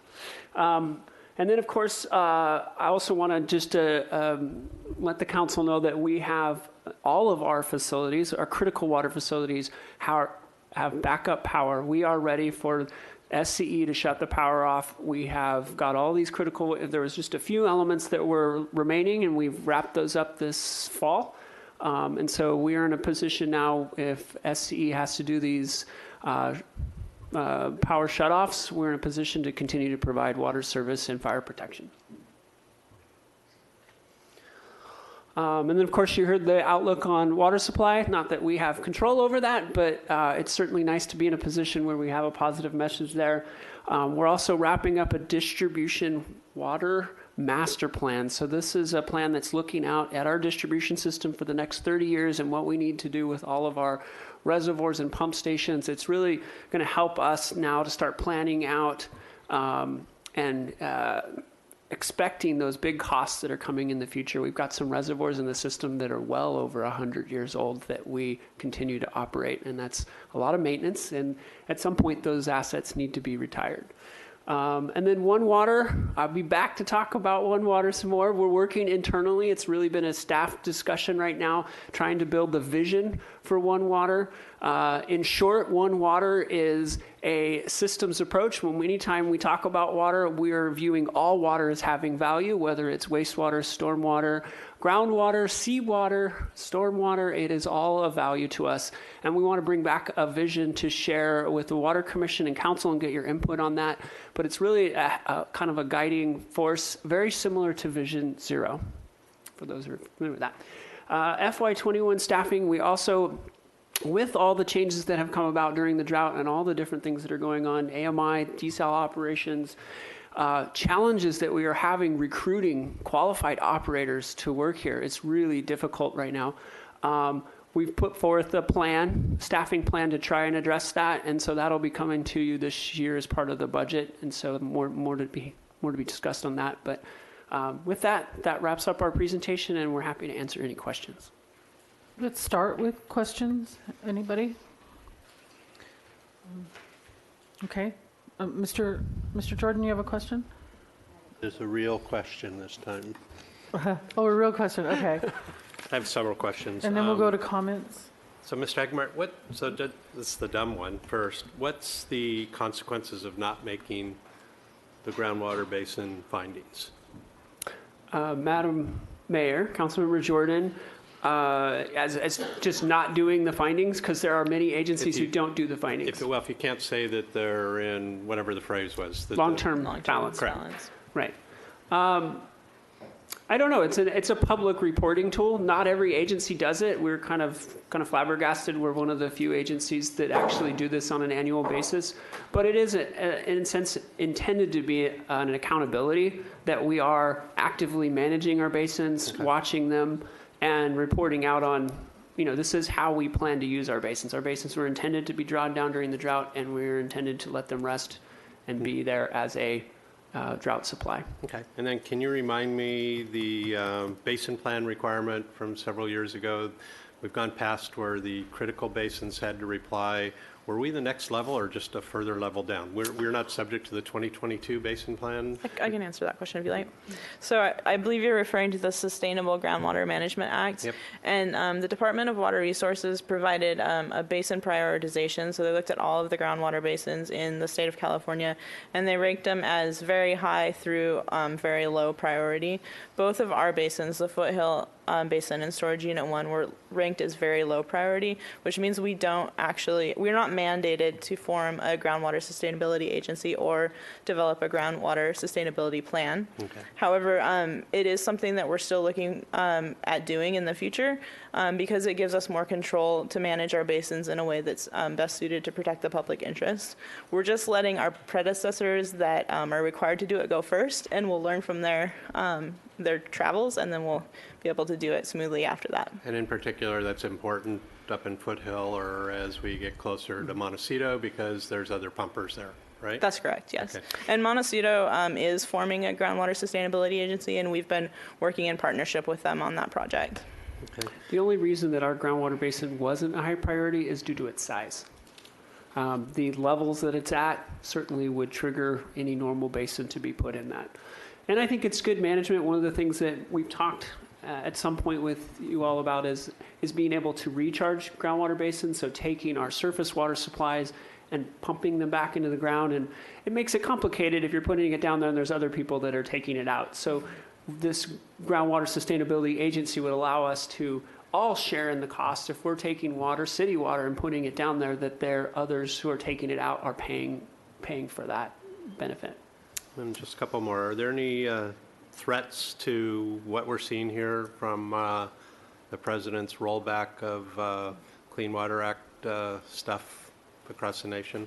Does any of that affect either our ability to get water or our ability to do what we want with our water? Not so far. I see Dan shaking his head, so that's a good sign behind Yeah. you. So, and then last question on the water that comes out of Gibraltar and comes down the tunnel and runs the little hydroelectric thing. So as we can use less and less of that Gibraltar water due to the water quality, that affects Cater. Is there a method to still send poor quality down the tunnel, run it through the electric thing? That's the technical term, I'm sure. And then divert that water somewhere else into the ground or something else so you can still get the benefit of the electrical production? Unfortunately, no, because what happens, Laurel Reservoir is our forebay right before our treatment plant. And so the water quality in that forebay is very important. And so when we bring down water, our treatment staff are very sensitive to how that water is going to blend. So as Gibraltar water deteriorates, it actually can contaminate or disrupt the entire Laurel Reservoir water quality. And so as soon as we start seeing a water quality that we feel might be difficult to treat, we will not bring water Is the down. electrical generation right there at the reservoir? Right there at the Right reservoir, there. yeah. Okay, so it's not like up further where you could then. Okay. Right. All right. Thank you, Madam Mayor. Very good. Ms. Snedden, question? Thank you, Madam Mayor. I just have a quick question about, and I know it was covered in Water Commission, but about forever chemicals, or is this something that we have tested for? Are we worried about? It's in the news so much. If you could comment on that. Madam Mayor, Councilmember Seddon, thank you for asking. PFAS has been polyfluoroalkyl substances, has been in the media a lot, and I know that there's an item coming before you to test for PFAS at the airport. We have done extensive testing of our water supplies and have found no detection of PFAS chemicals. Now, PFAS has been around since the 30s and has been used, you'll find it in makeup, in carpet, in Teflon, pretty much in garments. Like, it is in everything, unfortunately. And what we are finding from the EPA is that it has toxicity at levels of 10 parts per trillion. So extremely low levels, very concerning. And so we are very excited at this point that we have looked at all of our supplies and have not detected it. And I think the equipment goes down to 2 parts per trillion. So we're looking at very low levels. We did a very detailed presentation to Water Commission. That presentation is available, and a lot of helpful information to help the community on how they can protect themselves from PFAS that appears in our environment in other ways. Excellent. So, thank you. Thank you. And may I make some comments, or should I wait until further questions? Let's finish up our questions, and then is there any public comment speakers? Mr. Walker, you're going to miss your opportunity. It was all well said, thank you. Yay. So let's go to a question from Mr. Friedman. Thank you, Madam Mayor. I have a couple, going back to groundwater recharge. Within the basin number 1, which is we're not having the issues with other agencies as in the foothill. Are we doing groundwater recharge, or what are some of the issues that have come up in terms of regulatory to try to replenish those? And then the second part of that is with the sea level rise vulnerability study that we did. Do we have any expectation, or are we planning for any impacts to those wells in particular? Madam Mayor, Councilmember Friedman. The storage unit 1, which underlies the downtown area, is kind of a tricky basin. It's actually under pressure most of the time when we're not pumping it, which is called artesianing. So in some cases, when we actually turn the well off, water will just naturally come to the surface, and it has to do with the geology of the groundwater basin. And we're very fortunate to have that, because it's also meant that those groundwater basins underneath the city haven't been contaminated. The first 50 to 75 feet underneath the city, that lower shallow groundwater is actually pretty contaminated. And we're very fortunate that we have this unique groundwater basin that's sealed off, and we don't get any of those contaminants moving down into the basin that we pump from. So that pressure makes it a little difficult to pump water into.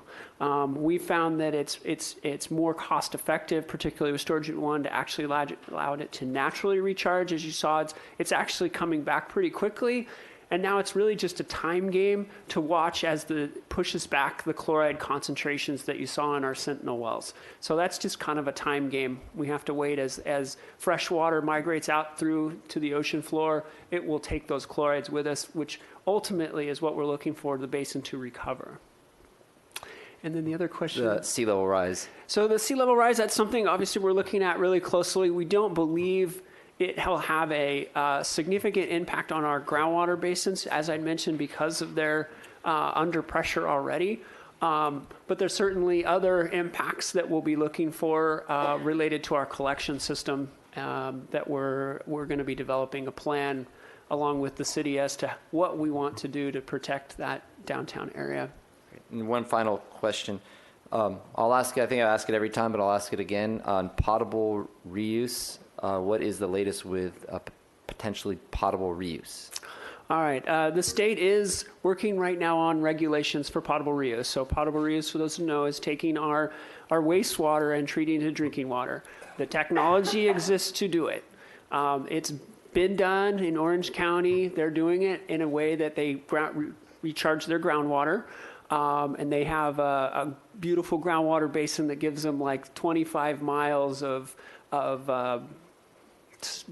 retention time before they pull it back out of the ground. So they kind of have some ideal setup there.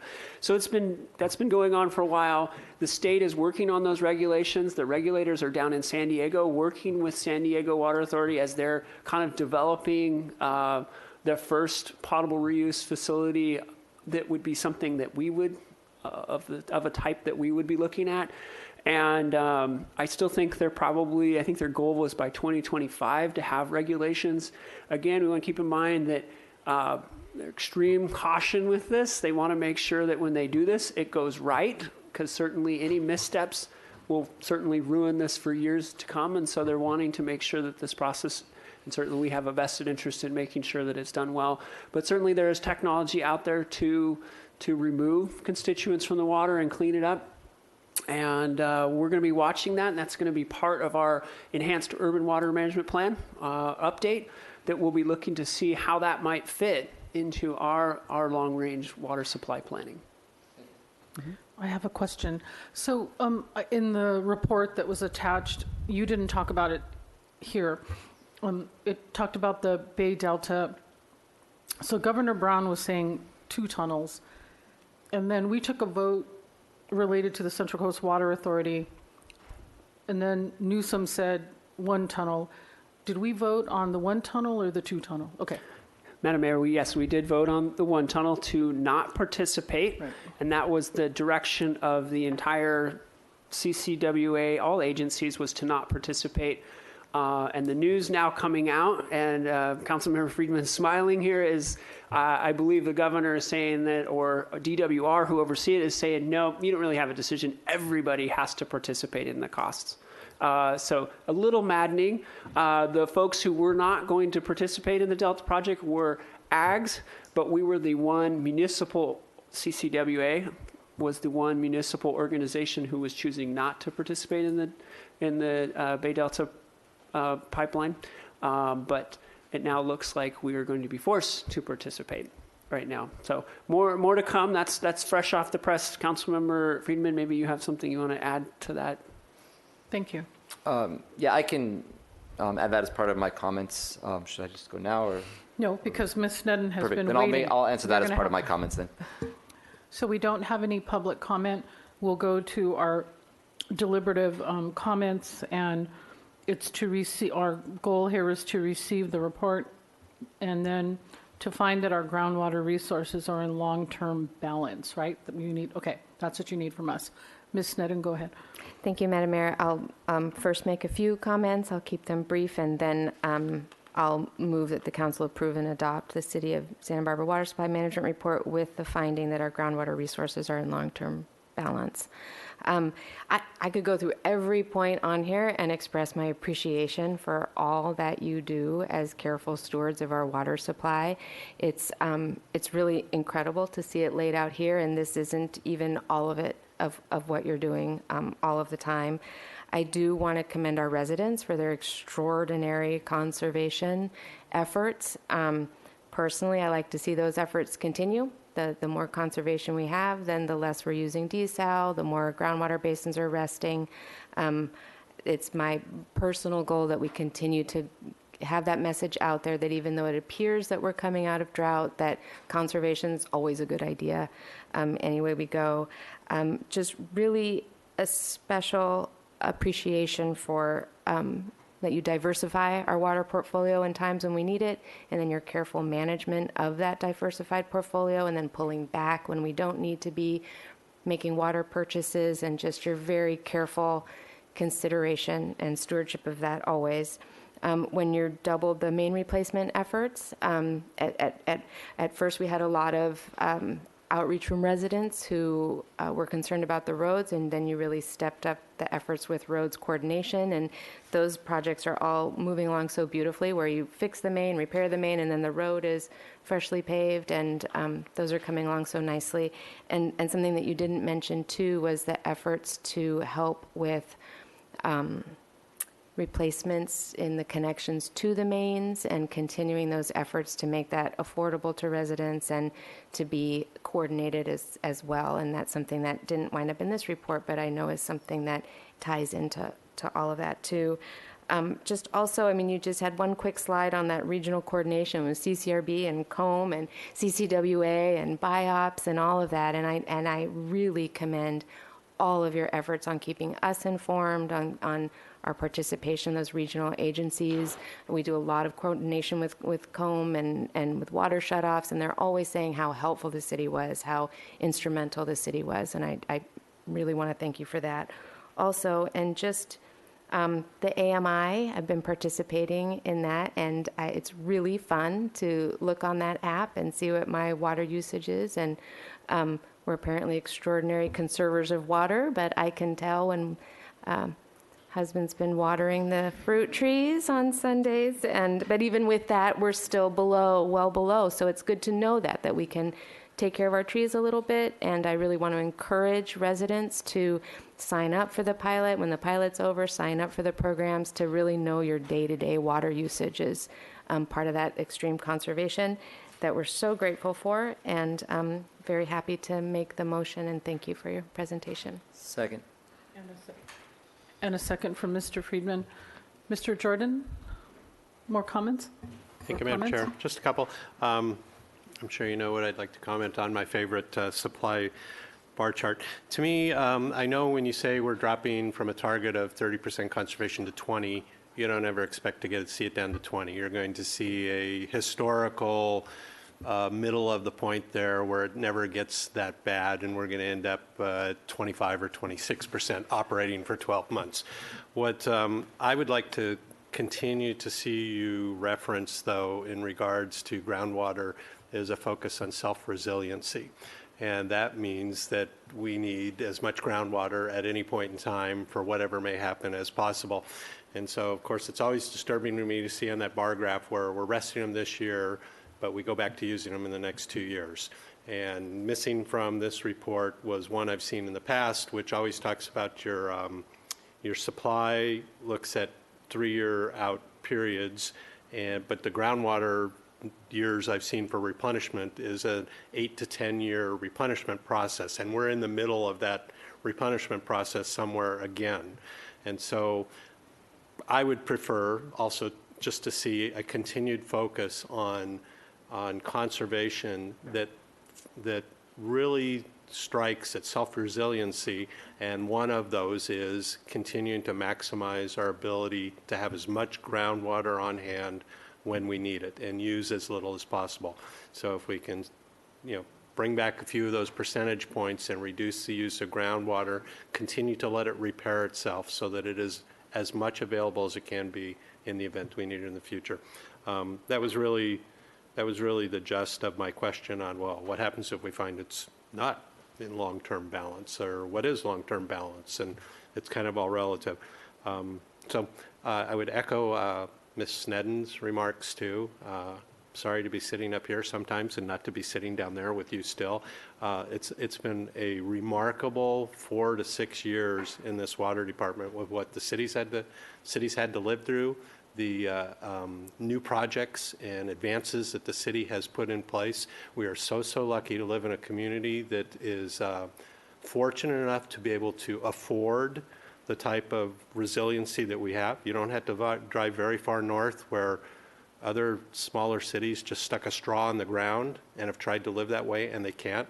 We have the luxury of being able to complain about a lack of water, complain about water rates, and complain about doing the right thing for the environment. But at the same time, we hold so much of that answer in our own hands, and I think part of that is a direct result of the leadership and the staff in your department. So, just want to say thank you again. Mr. Friedman. Thank you, Madam Mayor. I'll start just briefly to answer or give some updates on Central Coast Water Authority. We met last Thursday, and a few things. Yes, it has changed in the last couple of weeks from an opt-in. Now they're saying that you have to opt out, like every purvey, including the ag. So we don't really know what that means at this point. And so there's going to be discussions with Department of Water Resources and all the contractors. And at this point, we don't know anything more than that. And so when the time comes, we'll come back to council and give you an update at the appropriate time. But it's going to be a long process, and nobody is happy with it right now. In addition, there was a new way in which Department of Water Resources is calculating the long-term reliability of the State Water Project. It was considered to be 62% reliable. At this point, it's now down to 59%. But with a lot of these environmental challenges with the Delta, it could go as low as 48% is what we were talking about at the meeting for the State Water Project. So over time, our allotment is going to reduce, and then in addition, you're going to have the allocations. We're saying it's 15% now. So in the future, that could be 15% of planning purposes right now, 15% of 59%. And then to get to the issue of groundwater, actually, CCWA has moved forward with a study. We're funding it in conjunction with San Luis as well, to study, to look at how we can maximize our water storage efforts and efficiencies, including groundwater storage, looking at how we can maximize trading water with other districts to enhance our reliability of the project. So we hired an outside consultant to really look at that to maximize our water security on that, and that's going to be taking place this year. And then to wrap up my comments, if you could just pull up slide 17 really quickly. I would like to thank our staff over the past few years with the drought and now, and on the efforts you've done to really manage our water supplies. And Ms. Corey, I want to congratulate you on a great presentation, very factual. I appreciate you walking us through these complex issues and providing a snapshot of the past, present, and looking forward to the future. Also want to thank the public who more than did your part in preserving our groundwater, and you get it and continue to understand that the drought is never really over in today's age, and you've continued to conserve. The reason I wanted to pull this chart up is because it gets to the heart of why we're in a good position in terms of diversity of our water supplies. And if you look, we're in better position than many areas in the state. And this chart is important because it shows that we're not relying on one particular source or even two. We have different sources available. So with that, I just also want to add that we learned January is one of, if not the driest January on record in California. We learned that at the CCWA meeting. And so that unless things change, that 15% allocation may not go up this year. So we'll see what happens with the rain on it. So continue to conserve. And while we have this up, I'll say to the new people and to the newish people, at the worst of the droughts, we looked at this, Mr. Casey, once a month, and it was a painful period, and it felt like a crisis. And so, again, you were thanked a lot for helping us through that. And so I'll just add that again. But we are still providing services to city residents the service of checking if their toilet is leaking. And you'll look at their their landscape and help them landscape. And so there's still city services out there for people who are wanting to conserve and be careful with our water resource.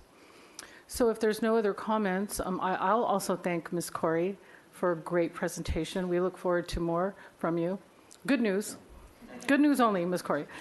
All in favor of the motion? Aye. Aye. Any opposed? Okay, very good. That was unanimous, Ms. Clerk. And if anybody needs a break, or should we just keep going? Quick break? 5-minute break.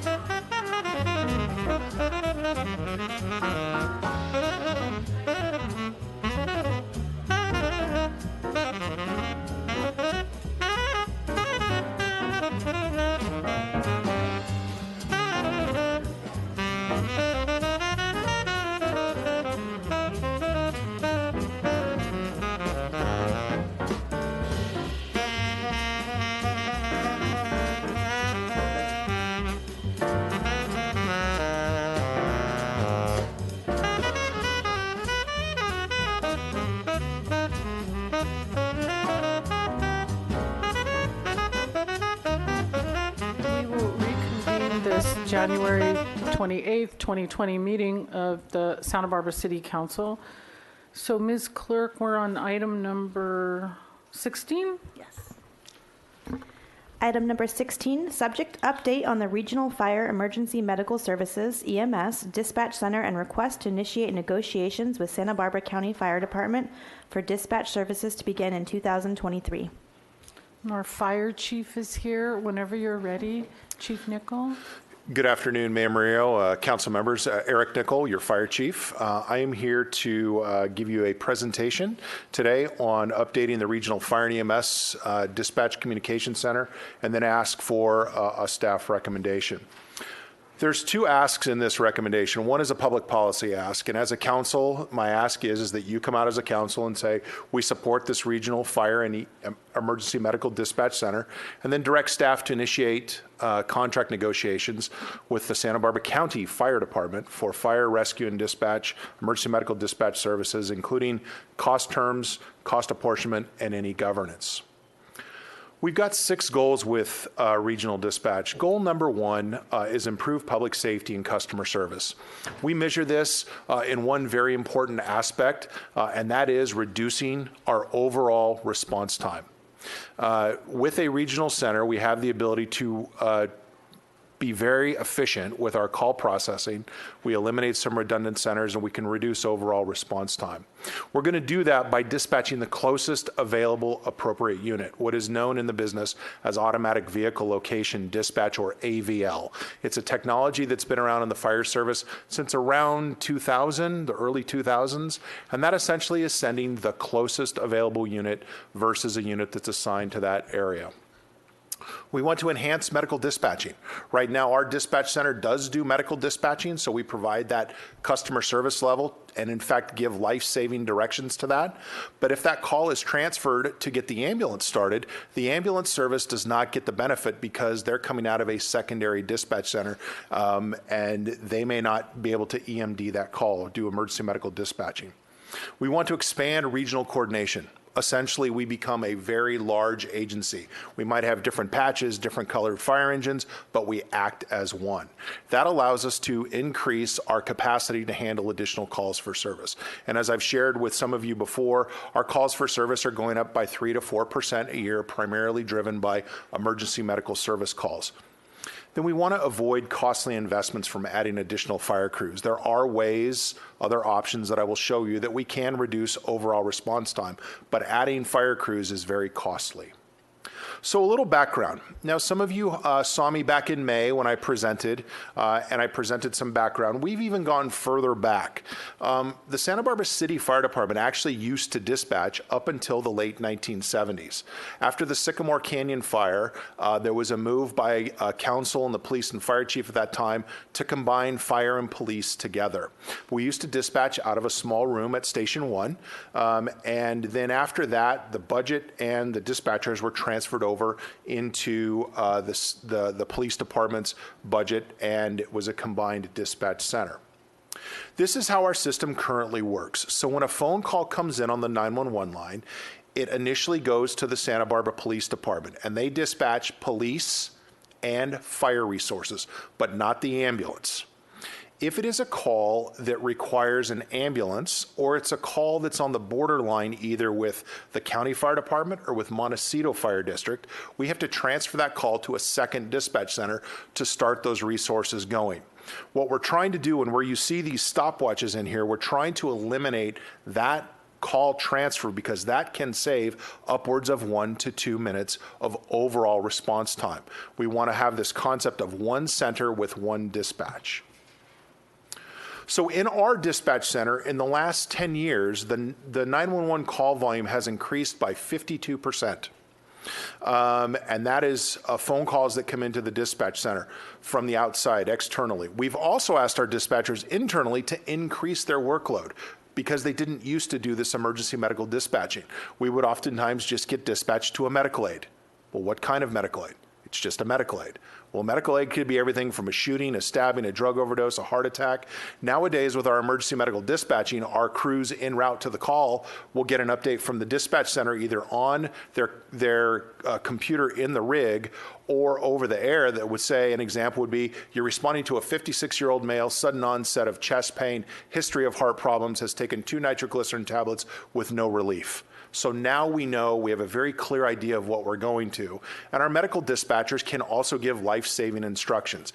If you've ever heard some of our tapes where our dispatchers very firmly, very calmly, very professionally start giving CPR instructions over the phone, I mean, it will send shivers down your spine. I mean, it's very impressive. And they are giving life-saving skills, and that is a customer service piece that we do not want to lose. In this same 10-year time period where we asked our dispatchers to do more to serve the customers better, we've had more calls for service coming in from the outside. The staffing has gone down from 19 allocated positions to 18. So that's not a recipe for being able to get our calls processed and transferred in an appropriate time. We've had 9 studies in the last, back to the 2001. Some grand jury studies, some consultant studies. These consultant names that you see up here are some of the biggest and most respected in the business. DeltaWorks, Management Partners. They have consistently said a county our size and the operations that the different agencies are doing, we would benefit from a regional solution.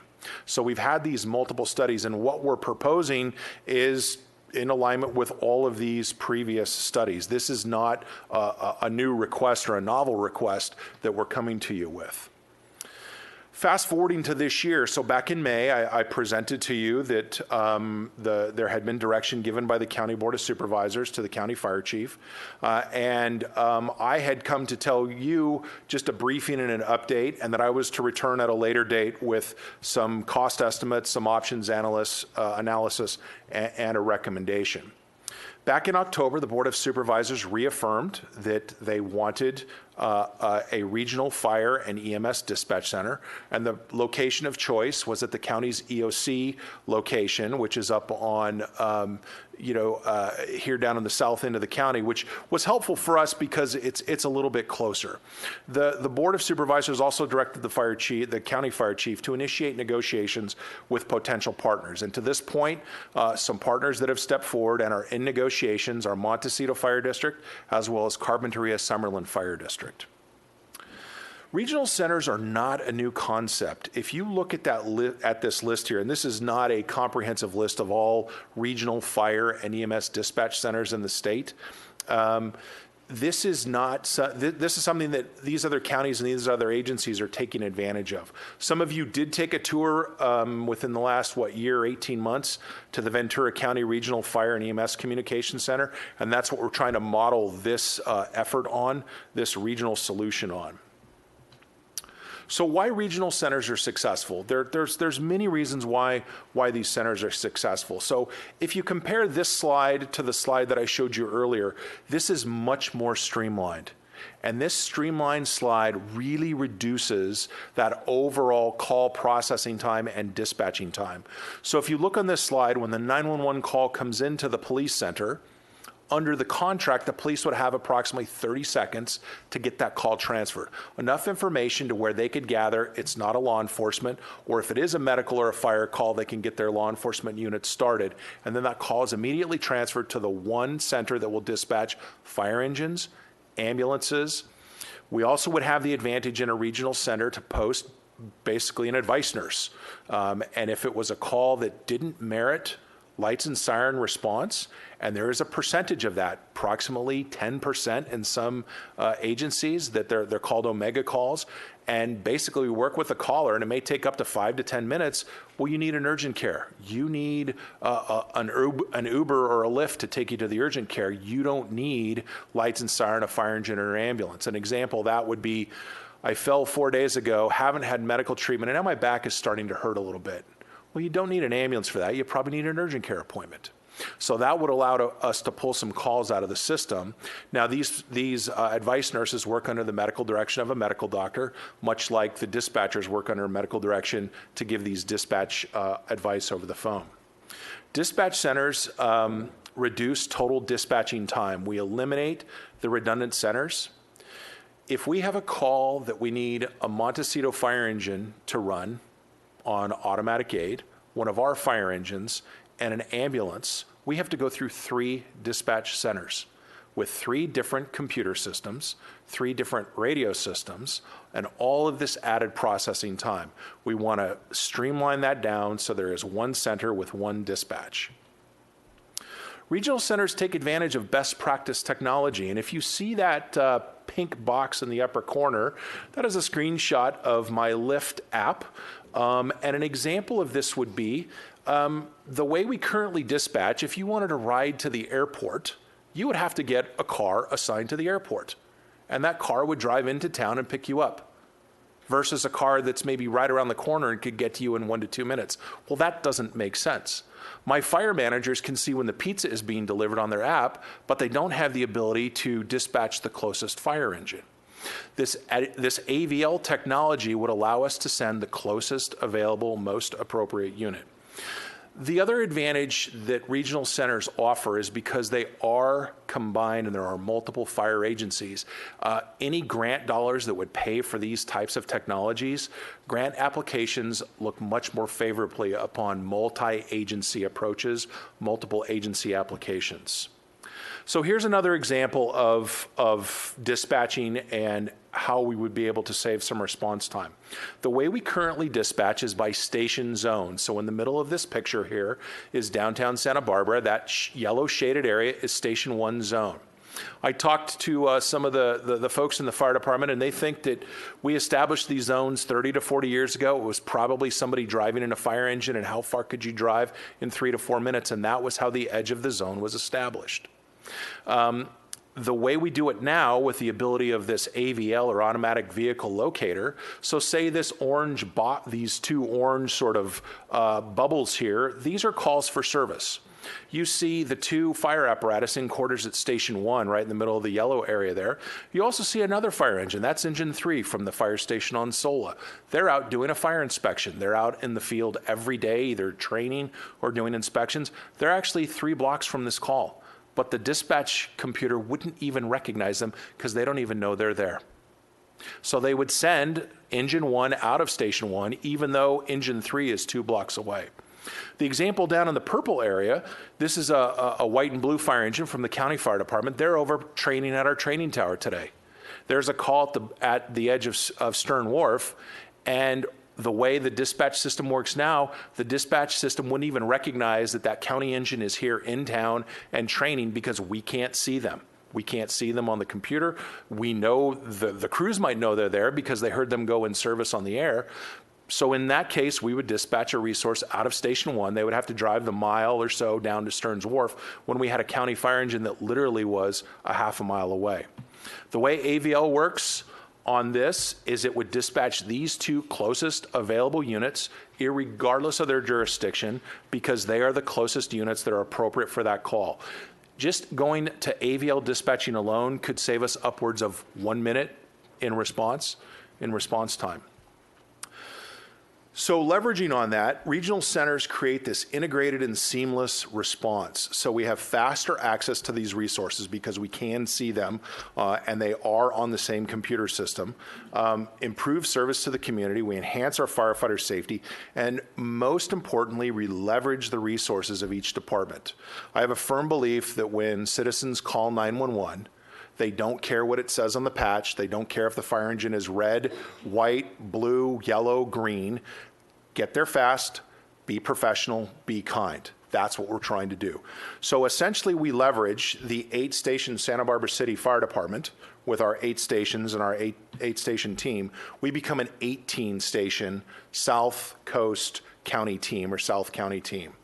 We also become a 37-station team with the whole county. We're all functioning as one. Units are moving up, units are going to calls, and units are covering backfilling stations automatically. They can be seen in the dispatch computer, and they're sending the closest resource. Regional centers create a capacity for future call volume increases. So this is our data from the fire department. In 2009, we were running about 7,400 calls, and in 10 years, we're running over 10,000 calls. We're doing that with 9 less firefighters. So what this allows us to do is to share that workload. So we can share those calls that are on the edge of the boundary, and whoever is closer, in some cases, Montecito might be the only unit that goes to that medical aid call in the Upper Riviera because they're the closest. In some cases, we might be the only resource that goes to an incident in County Fire's jurisdiction because we are the closest unit. One of the things that we would do in in a regional center, and I know this has been important to previous policymakers, is we want to make sure that the equity is there, that we're not running into, Montecito 1,000 times and they're coming here 50 times in a year. That's not equitable. Typically in these solutions, the equity is pretty close, but one of the things that we would look at on an annual basis is making sure that everybody's getting kind of a fair shake, that, we're going into county's jurisdiction about as often as they're coming into here. It won't ever be equal, but if there are really big swings, and there's different ways to measure it. So say we would go into Montecito right now for a large fire because they only have 2 stations. They need other resources to come in. When County Fire gets a large fire, we're pretty much dumping the whole county onto the fire, say like the Cave Fire that we had the week of Thanksgiving. But the point here is that we share the workload countywide. When this council has invested in technology, we've been successful. So one of the first big Measure C projects was investing in this automated dispatching for the fire department, where it freed up the dispatcher to, instead of talking into the microphone to tell us we have a medical aid call at 120 State Street type of a thing, the computer voice would automatically do it. They could stay online with the caller and ask them those critical medical questions. What automated dispatching also does, more importantly for us, is it shortens the turnout time. Now, turnout time is the time that when the firefighters are alerted to when the wheels start rolling on the fire engine or the apparatus. Okay, that's one thing that we can control. And so we've taken that on internally with our fire crews. We give them a monthly or quarterly report. We break it down by shift and by station so they can see who's getting out of the station faster. And when you see a picture here of firefighters hustling, that's the point. We've also put up shot clocks in the front of the stations. When you come into the stations to visit the firefighters or ride along, you'll see the shot clock that starts counting up. The firefighters call it the clock of shame because they know they're on the clock and they're hustling. And it's a gentle reminder that, look, there's an emergency, somebody needs us here, get there fast. Just in the 4 months that we've measured the data, we've seen a 15-second reduction in our turnout time, which is substantial. And one of the things in these types of automated dispatching systems, they typically say you should reduce your turnout time by about 20%. So we're getting close. But the point is when we've made investments in technology, you've seen the result. So there are budget considerations. I think everybody conceptually loves the idea, and then all of a sudden it's like, no, there is some money involved. So from a preliminary estimate, as you saw in the staff report, a preliminary estimate from County Fire, and they've hired as a consultant a gentleman who helped establish the Ventura County Center. They've given us a rough estimate that our annual cost would be somewhere between $800,000 to $900,000. There would also be some capital costs that would be involved in that would be substantially less. I've thrown that all in a sum total, that $800,000 to $900,000. That would be annual operating as well as amortized capital. The regional approach takes advantage of the cost efficiencies and the economies of scale. It truly is the least expensive option to improve that customer service. There may be some minimal internal cost avoidance from our service going over to the county, but I will tell you one of the things in putting the staff report together, our dispatch center, with the number of calls that they're dispatching, there is some staffing challenges there based upon some nationally accepted standards. So there may be some minimal cost avoidance, but we still may need to make that investment in dispatch. And what I will tell you is this is a national issue. 911 centers nationally are typically the most underinvested piece of the public safety, triangle: police, fire, and dispatch. And this is not unique to the city of Santa Barbara. Some other budget considerations. So one, there could be a strategic prioritization to increase the dispatch investment. Can we find some efficiencies within the current fire department budget to cover that expected cost? I've already done some analysis, and yes, there are some efficiencies in there. We're currently updating our fee study and looking at the draft report. We have not updated our fees to the current sort of cost of living. There are a couple $100,000, and this will come back to council in the budget process, of fees that we are undercharging and have been undercharging for a while. So there are some ways within my current budget that we could help to pay for this. I think it's important to note that when Contra Costa County regionalized their dispatch and when Contra Costa County Fire started operating the ambulance service, they were able to invest $3 million a year into their dispatch center. So you've heard me talk about the ambulance piece, and the county has directed their staff to issue an RFP. That's a couple years out to find a new provider. You have some new fire chiefs in the county that have operated ambulance systems before. Perhaps if the fire service was operating the ambulance service, there would be an opportunity to reinvest some of that cost recovery into dispatch to offset some of the city's cost. I think it's also important to note that the center right now is not set to become operational until early 2023, at which point the first payment would be due. So we have some time to identify either some revenue enhances, some expenditure reductions, or some reprioritizations. This is not a decision that has to be made today to find the money. So there are some options to regional dispatch. There are some ways that we can save that overall response time. The first one is not recommended. So I think many of you know that I've worked for a large consulting firm, and when I go into agencies, this is one of the things that we're tasked to look at. And there's an analysis that to get a 1 minute overall response time reduction equals one new engine company into the system. So an engine company for us, the staffing, all the city overhead, all the capital investments, setting aside money for the current engine, the next fire engine, that's about $3.5 million a year to get you 1 minute of response time reduction. I am not recommending that. That's annually ongoing. The other option is to do nothing.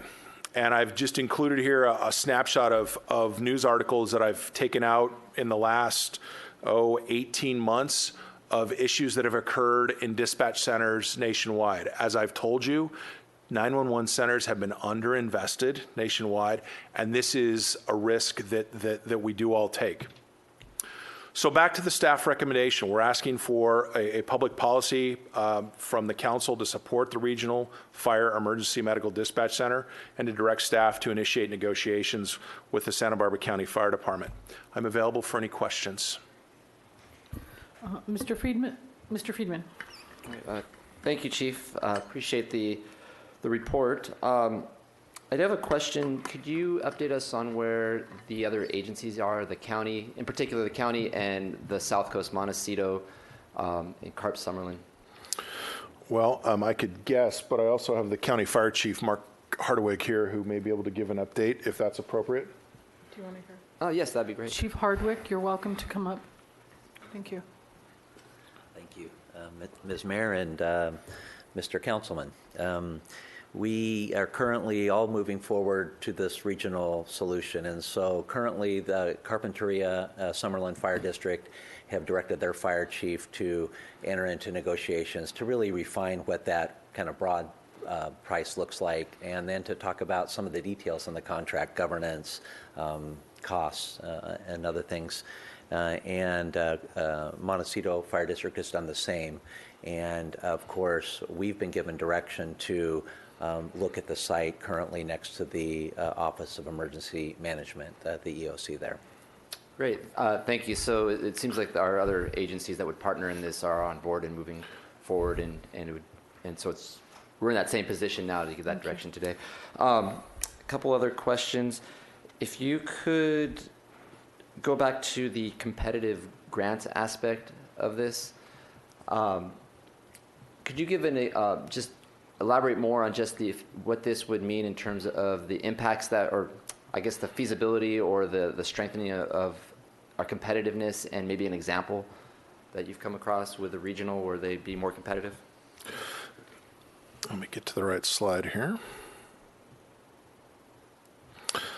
Mayor Murillo, Councilmember Friedman.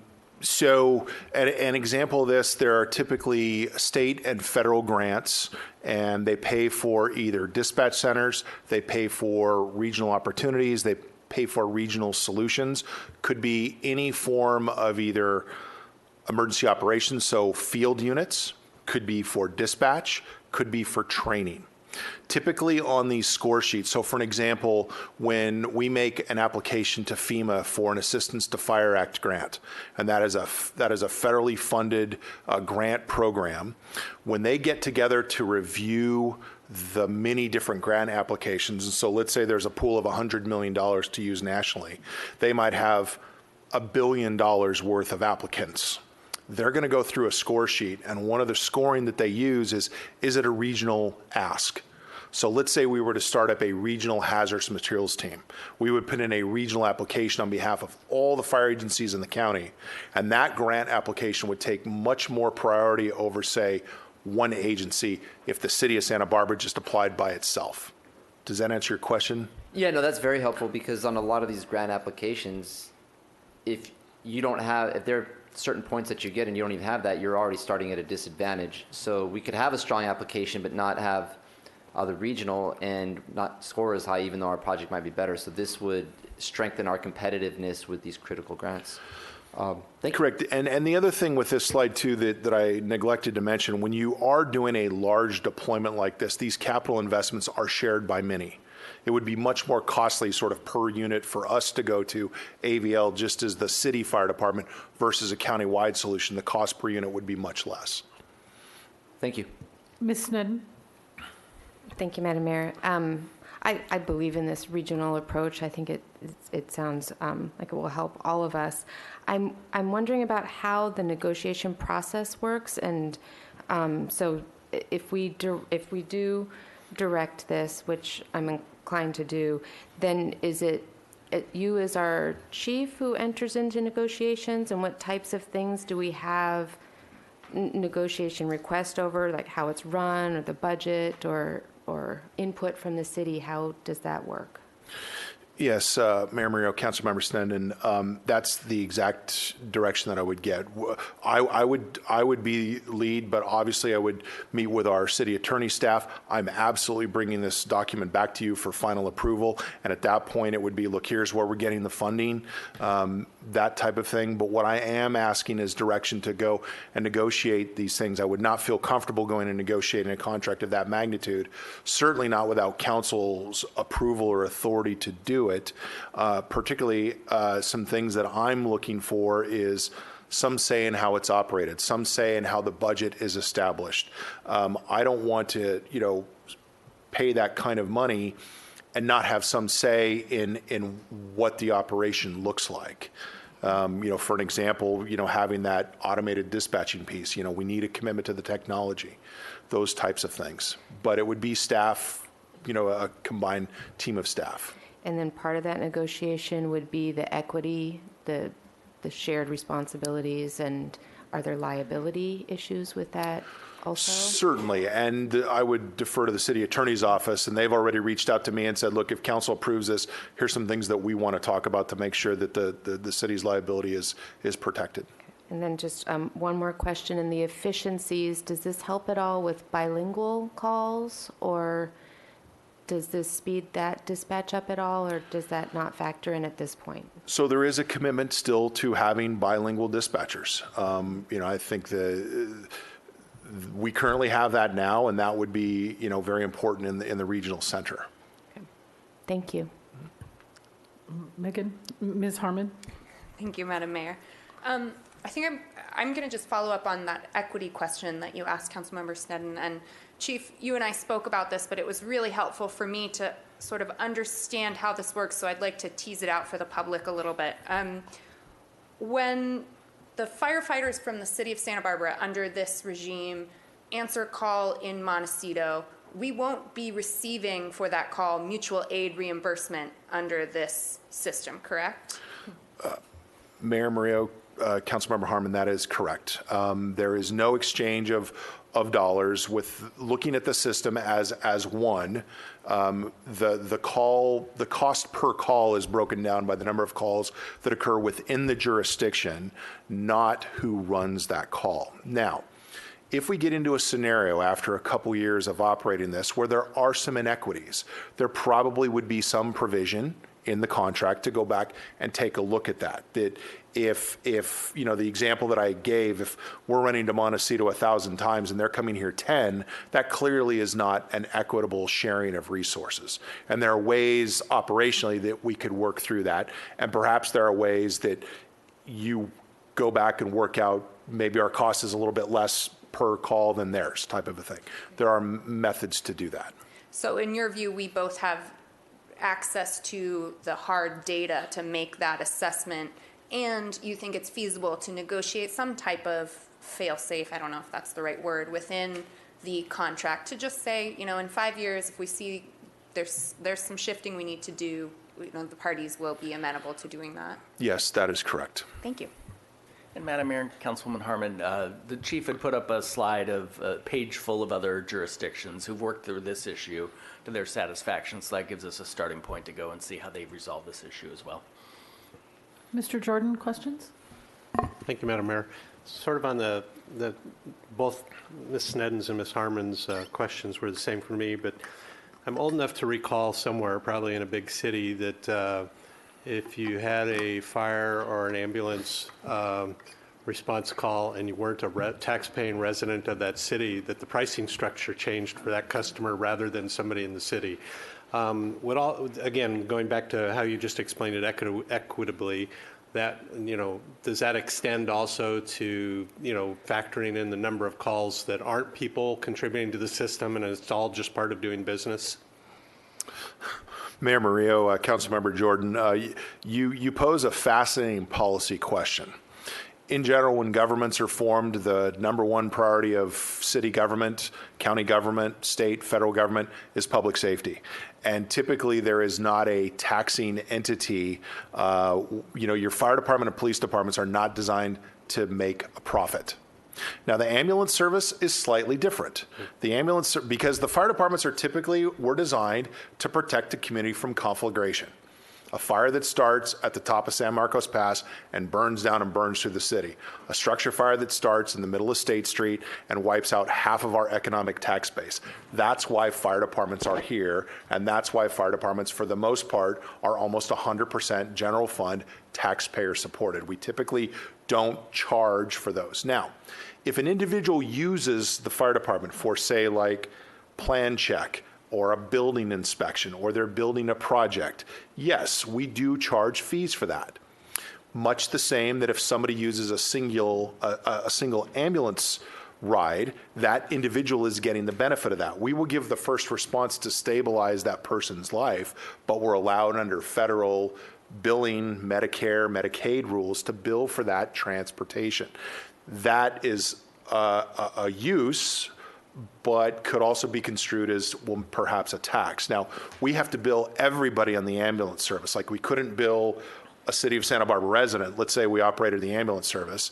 We couldn't not bill a city resident and bill a visitor. We have to bill everybody. So I don't know if that totally answered your question. Not really. So I guess really what I'm just asking is, I think the partners from a fire response standpoint, would just be treating calls as calls, regardless of who they're responding to. Because what's the number? How many percent of them are just medical calls? About 70%. Yeah, so 70% of your calls don't even involve going in to worry about a fire. It's purely a prep for the ambulance that's going to arrive. And so what I think you're telling me is that would just be a cost of doing business, regardless of who the customer is, and we wouldn't be looking for a way to kind of jump fund the regional center by picking on somebody out of the costing area. Right? We treat a call in county's jurisdiction as if it's our call. All right, and you are old enough to remember that, right? That happened, didn't it? It's somewhere in Southern California, I swear, right? Okay, thanks. Mr. Gutierrez. Thank you, Madam Mayor. Thank you, Chief. I just have a question. Is there a risk of losing any staff to be able to make up for the funding of this new operation? Mayor Murillo, Councilmember Gutierrez, that is an option. You know, and would we lose a fire staff member to pay for that? I don't want to limit what the options are. That's not my preference. I think there's other ways that I can find the revenue and find some expense reductions. but I'm not limiting myself to, you know, how I would ultimately pay for it if it had to come all out of fire's budget. Mr. Casey. Madam Mayor, just to clarify, I'm always sensitive when we talk about things like that. If we say we would lose staff, that makes it sound like there might be layoffs or something involved. I do not foresee a scenario where there would be staff layoffs. I think through attrition, efficiencies of budgeted positions, that's what the chief is saying we don't want to take off the table at this point and just kind of see how that comes together. But I just want to allay any concerns that we'd be talking about laying people out of their jobs to make this happen. And along those same lines, the calls for service are not going down. In fact, I could make a very strong case why we need more dispatchers, not only in a regional solution, but also with our city police department dispatch center. So these are all union positions. The new positions would be union positions. And frankly, because there has been an underinvestment within dispatch, we need these bodies to get these calls out. So along what Mr. Casey said, I don't anticipate that. Thank you. And the reason, Chief, that we're having an increase in calls for service is our population is aging, so there's a call for medical help. And then also with climate disruption, unfortunately, there's more natural disasters. And is that right? Mayor Mario, you're spot on. So two things are driving our calls for service increase. One is increased EMS calls, primarily driven by the cohort of residents and visitors that are 65 and over. There's clinical data out there that if you're 80 years and over, we see, so if there's 1,000 80-year-olds in the city of Santa Barbara, we will run 1,000 medical aid calls on people who are over the age of 80. And we are aging in place. We're living longer with chronic diseases. I would expect our EMS call volume to continue to increase. The second piece has been the large climate-driven events. And then the third piece is really an increase in some of our fire alarm calls. We have monitored fire alarm systems. They get a bad detector. We run out on a fire alarm in a commercial building typically. So those are probably the three primary drivers. Okay. I don't see any other questions, and we don't have any public comment speakers. So you're asking us, I always try to have the recommendation right in front of me. We're receiving an update. So you're asking us to support this new dispatch center and to direct staff to initiate negotiations with county fire. Okay. Who had their light on first? I think it was Mr. Friedman. And Madam Mayor, I'll just frame the question in front please. of you. So the county is interested in going to a regional dispatch. The chiefs are interested in going to a regional dispatch. The county is saying before they expend a lot more time and energy, is the city of Santa Barbara interested in playing? We're a large percentage participate in such a system, and so they kind of formally want to know, are we serious about entering negotiations? And so that's what we're asking for you today. Are you comfortable in having us go into those serious negotiations? This isn't the final decision point. We've got a lot of details to work out and bring back to you, but it's a substantive step that we're asking to enter into those conversations. And before you start, Mr. Friedman, I do need to say that I did check with the Firefighters Employee Association, and they were for this.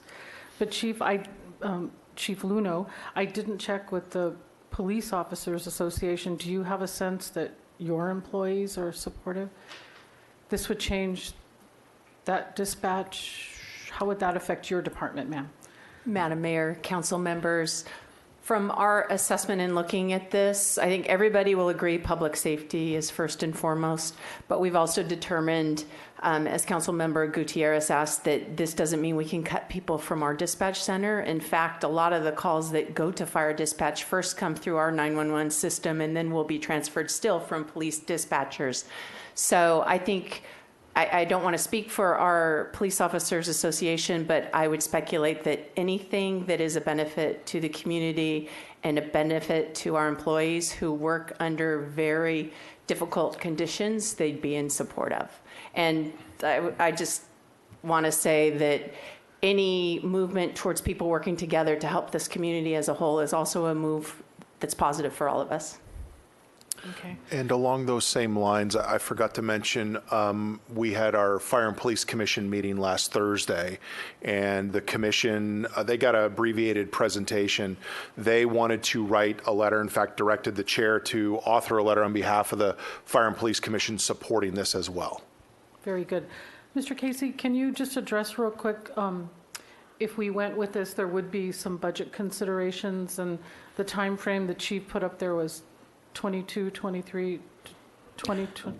Yes, Madam Mayor. I think as the chief outlined in his presentation, that's probably the biggest kind of unknown and difficult nut that we need to try to crack. And so I don't have a good answer for you today.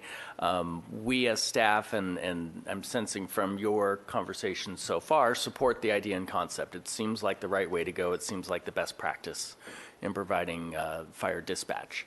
But the dollars are big, and so that's what we need to kind of work out, and that's kind of the next iteration of where we really need to focus.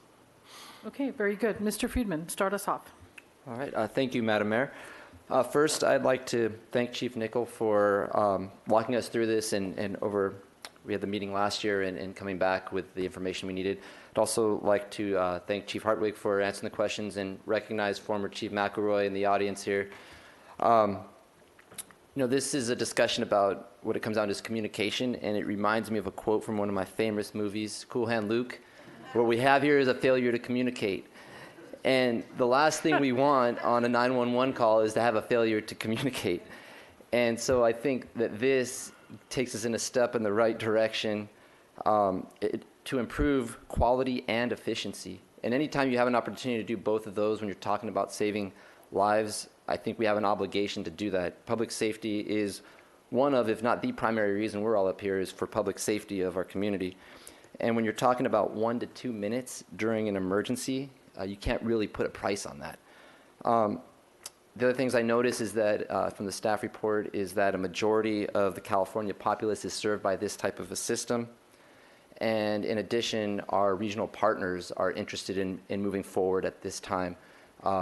So I want to have those discussions with them and continue to move this forward. And then lastly, the grant opportunities for critical federal grants that will serve our public safety and our community. If we didn't do this and we were always at a disadvantage, we would be looking back at this moment and saying we could have had those advantages and that competitiveness that we lost out on. So with that, I'm going to move the staff recommendation. And a second from Ms. Harmon. Ms. Harmon, you're next on the stack. Go ahead. Thank you, Madam Mayor. I would also like to start first by thanking Chief, for bringing this to us, for walking us through it, especially those of us that don't have a lot of experience in this area. I really appreciated your effort in kind of laying out the different pieces. So I had two sort of initial reactions to your presentation, and the first is a personal one, so I hope you'll all indulge me. My family recently had the unfortunate need for emergency medical services, and we were very, very lucky that the EMTs arrived, but truly had they been even 1 minute later, we would have lost a beloved member of our family.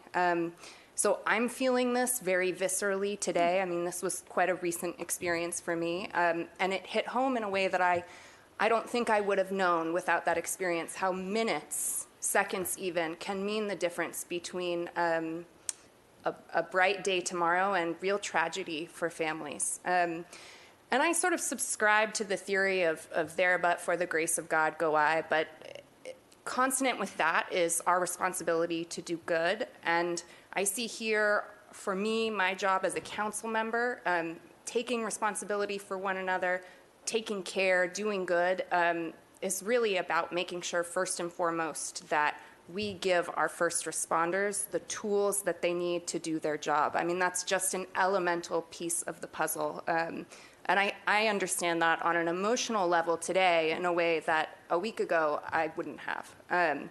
So I appreciate that very much. And then the second reaction I have is, I think, more of a systemic one, thinking about how systems work. And I really appreciate how much we all value our unique character in the city of Santa Barbara, but we're not an island.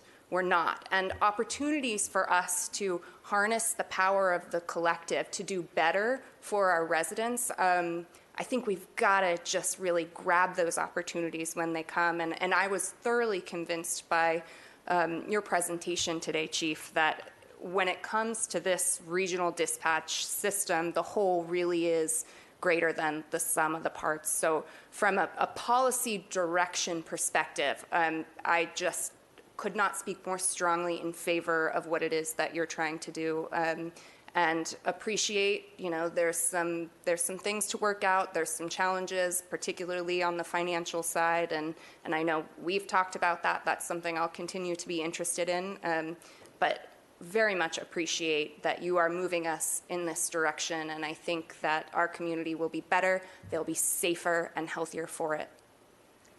Thanks. Ms. Gutierrez. Thank you, Madam Mayor. I want to thank the chief for this presentation, but especially for bringing this up after all of the disasters. I think we've all learned as a city that it is important that we have a flow of communication.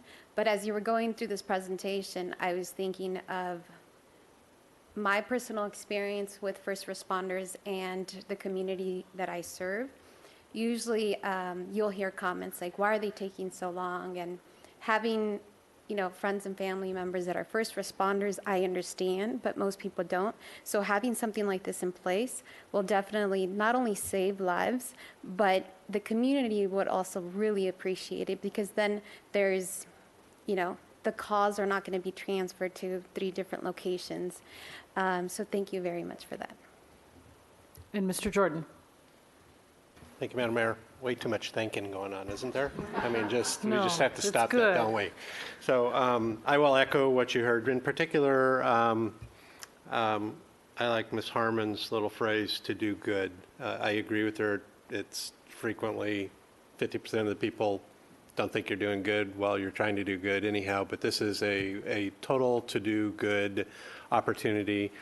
And I agree with everything you've heard so far today. You teased it, so I'm also going to tell you I'm all open ears for the next step also of getting better control, either of an ability to direct medical response locally or regionally that's more in our control, or resolution of the inability due to the legislation that keeps you from having your own paramedics on a fire truck. And I think that is the next step of to do good in what you're talking about already today. So thank you for the presentation. Very good. We're going to take a roll call vote if everybody knows what the motion is to move this forward.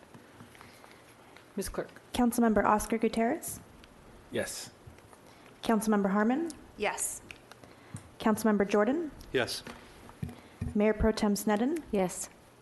Councilmember Friedman. Yes. Councilmember Alejandro Gutierrez. Yes. Mayor Murillo. Aye. Okay, that's unanimous. Good. Go do good things. Thank you. Thank you, Chief Hardwick, for coming and staying and waiting for our item. We'll close this item, and we have one more. There's Ms. Kennedy.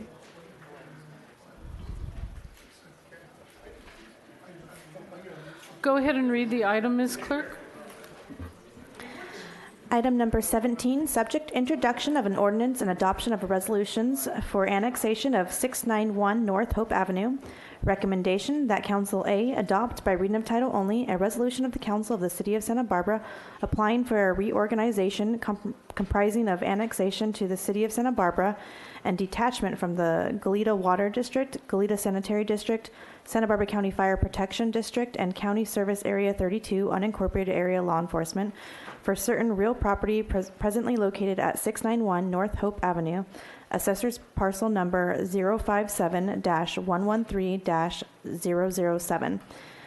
B, adopt by reading of title only a resolution of the Council of the City of Santa Barbara amending the general plan map of the City of Santa Barbara pertaining to Assessor's Parcel Number 057-113-007, located at 691 North Hope Avenue, which will be annexed to the City of Santa Barbara. And recommendation C, introduce and subsequently adopt by reading of title only an ordinance of the Council of the City of Santa Barbara amending the sectional zoning map of the City of Santa Barbara as referenced in Santa Barbara Municipal Code Section 30.05.020 pertaining to zoning upon annexation of Assessor's Parcel Number 057-113-007.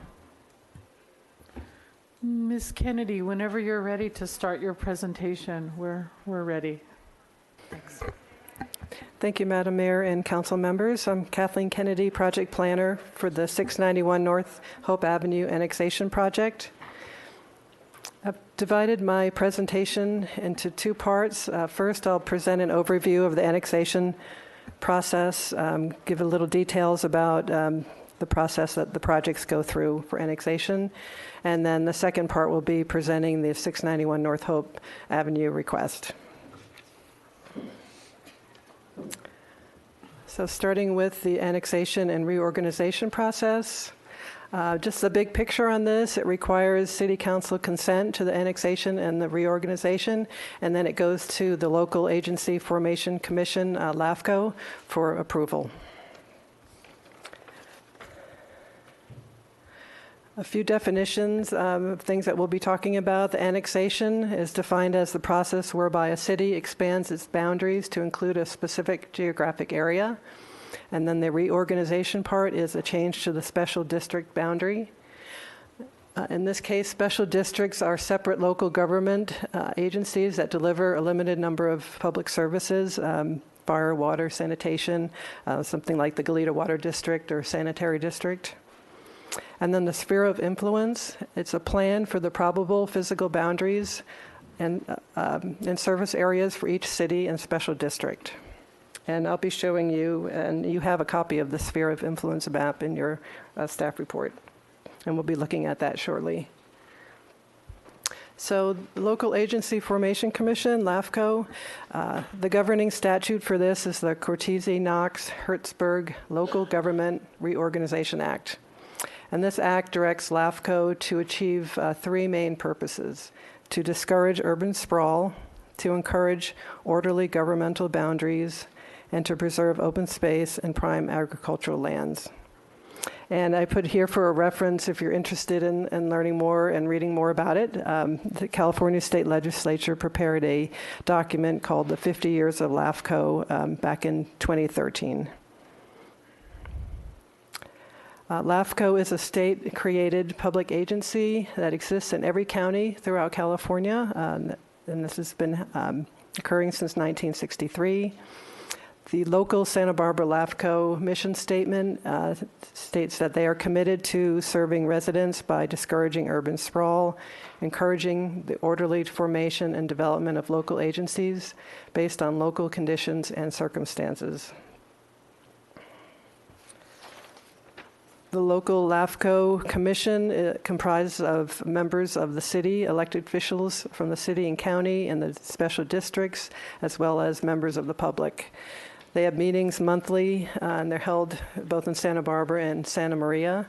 And they created a report, a 20-year report that's on their website of all the activities from 1993 to 2013. That's available for your information if you're interested in looking at what specific things have happened throughout Santa Barbara County. Some recent projects that the city was involved in, some annexations back in 2010, 2012, and then you may recall recently last year there was annexation approval by council for 726 North Lacumba Road. So that's pending now under LAFCO review. There have been some sphere of influence amendments recently, Coyote Road back in 2009, but then you had a recent one at 4 Sunrise Hill Lane. That's, again, will be pending at LAFCO, but that was an approval for a sphere of influence amendment to add that particular property to our sphere. LAFCO has a number of standards for annexations to cities, so I've included them here. They would be more likely to approve projects that eliminate the islands, corridors, or other distortion of existing boundaries. They're favorable towards areas that are urban in character, where urban development is imminent. Areas that can be provided all urban services by the agency, and proposals that are consistent with adopted spheres of influence and the adopted general plans. For the reorganization, LAFCO is interested in seeing that adequate services, facilities, and improvements can be provided and financed by the agencies, and then encourage reorganizations where the result will be better service, reduced cost, and or more efficient and visible administration or services to the citizens. So the city process is governed by City Council Resolution 96-118. It establishes the procedures for reviewing annexation projects in the city. And that resolution states that annexations are restricted to parcels located within the city's sphere of influence, adjacent to city boundaries, and those that are property owner requests or that are state mandated or are directed from LAFCO. Here is the sphere of influence map. So this is a LAFCO adopted plan for the probable boundaries of the city. LAFCO reviews the map every 5 years, and they put together a report looking at the different maps throughout the county. So this shows in the lighter area is the city limits, and then these darker areas here are the sphere of influence areas that are most likely to be annexed in the future. So the first step for the annexation reorganization process is the initiation. The initiation of the annexation would occur either at City Council or Planning Commission. And the purpose of the initiation is to determine whether the project generally meets the city's annexation policies. At that point, identify any major or potential environmental concerns or constraints for the project, and then identify the potential zoning and general plan designations for the property. Then there's consultation with Santa Barbara County, the different agencies and districts in regard to that particular property, a determination whether the annexation would be consistent with our general plan and with our zoning ordinance. We conduct environmental review in regard to this, and then the Planning Commission would make a recommendation to the City Council regarding the annexation. And the next step, which is where we are actually at with the 691 North Hope Avenue project, it would be the council action on the annexation and reorganization, and then a council action on the general plan and zoning map amendments. For those map amendments, there's a minimum of 5 affirmative city council votes that are required, and then also findings need to be made that they comply with the city's policy of living within its resources, which is in your city charter. If the project is approved by City Council, then the next step would be an application to LAFCO. And then when that is done, there's a property tax exchange agreement that is negotiated between the city and the county. And then that agreement is to come back to council for approval. The next step would be a LAFCO public hearing on the request. And if it is approved, LAFCO would issue a certificate of completion for the annexation. So that's the overview of the process. So I'll move right to the actual project before you today. It's the 691 North Hope Avenue annexation project. Here's a vicinity map showing the project site on North Hope Avenue between Hope Avenue and Lacombe Road in this location. I had mentioned the 726 North Lacombe annexation that you approved recently. That is just over here to the west in this general vicinity. Here's an aerial of the project site. It's a little over 2-acre site off North Hope Avenue. Hope is located here.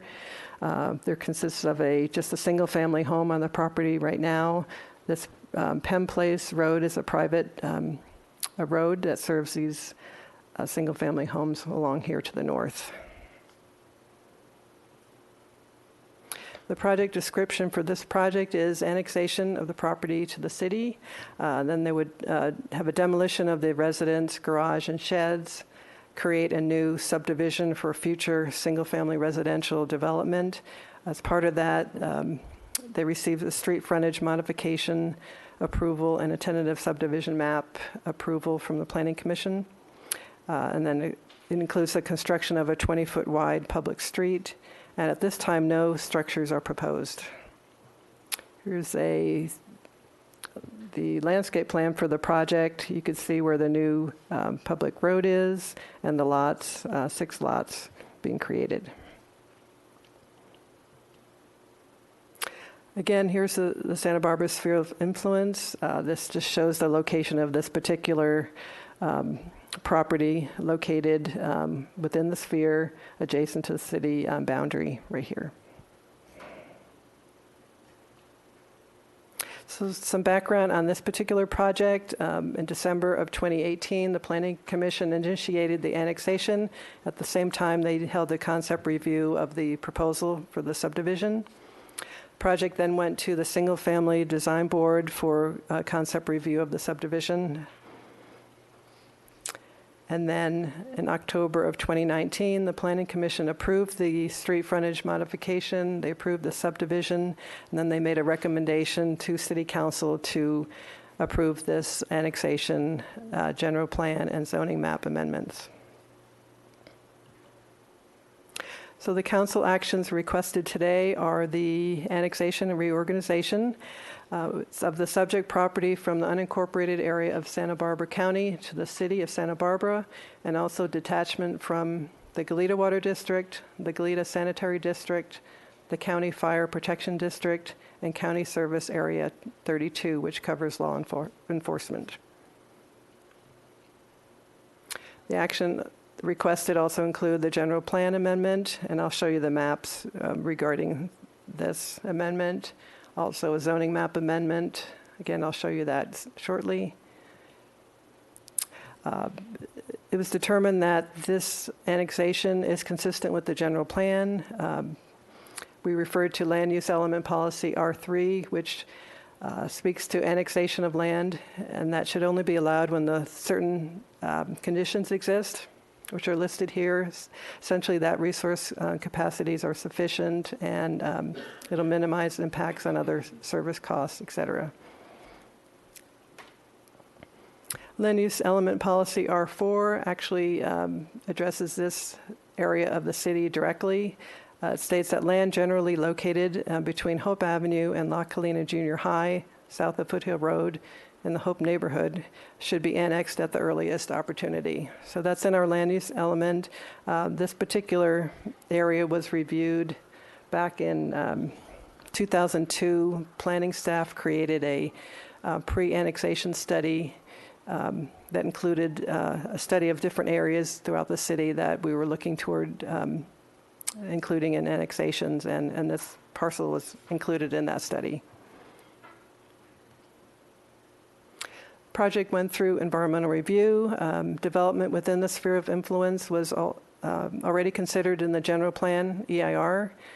For this project, no significant concerns were identified, and the project was determined to qualify for an exemption under CEQA guidelines, section 15183, consistency with the general plan.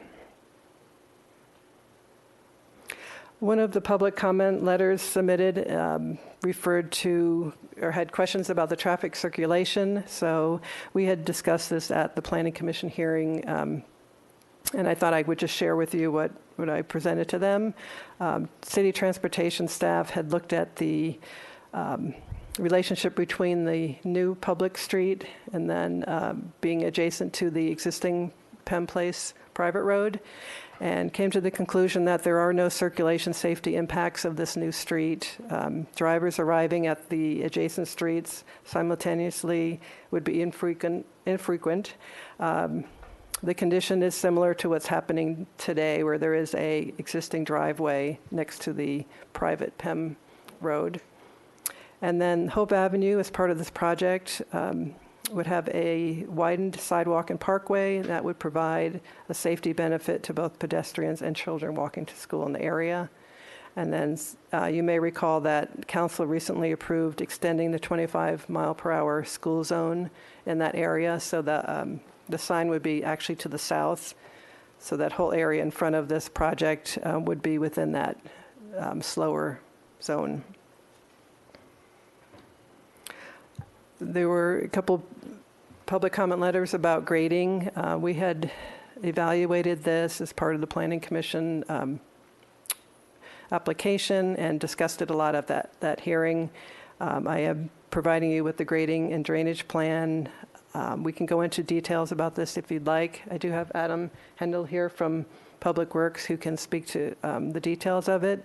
But essentially, the Planning Commission resolution has a number of drainage-related conditions that have been applied to the project that address any kind of concerns about drainage and flooding in the area. So if you want to, we could talk more about that if you're interested. Just go to the map amendments. So for the general plan land use designation, the star here is the project site. So the new land use designation would be consistent what the city designation is here. So it would become the low density residential 5 units per acre in this case. And then for the zoning designation, it would be residential single unit, 7,500 square foot minimum lot area, Upper State Street area to match the adjacent zoning designations.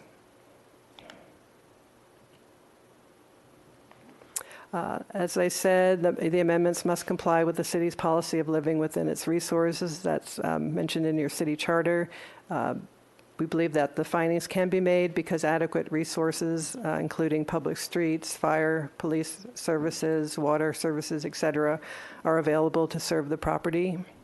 Also, the proposed land use designation and zoning designations are consistent, as shown on the maps, with the surrounding neighborhood and consistent with the existing land uses in the area.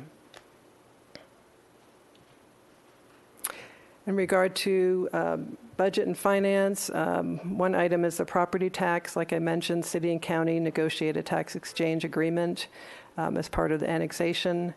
There are annexation buy-in fees that are required. Currently, they're about just over $5,000 per unit. So it's over $32,000 would be collected as far as annexation. And then inclusionary housing fees are also applied to this project. So we've given you the amount here that would be taken in at that time. So if this project is approved to move forward, the next step would be submittal of the LAFCO application. This is done by staff. Planning staff, we would submit an application to LAFCO. At that time, the tax exchange agreement would begin between the city and county. And like I said previously, that would come back to you for your approval. Then if LAFCO approves the project would come back to the city, and the subdivision would go back to the single-family design board for project design and final approval at that point. So staff's recommendation is to adopt a resolution regarding the reorganization of boundaries, the annexation to the city of Santa Barbara, and the detachment from the special districts. Adopt a resolution amending the general plan map.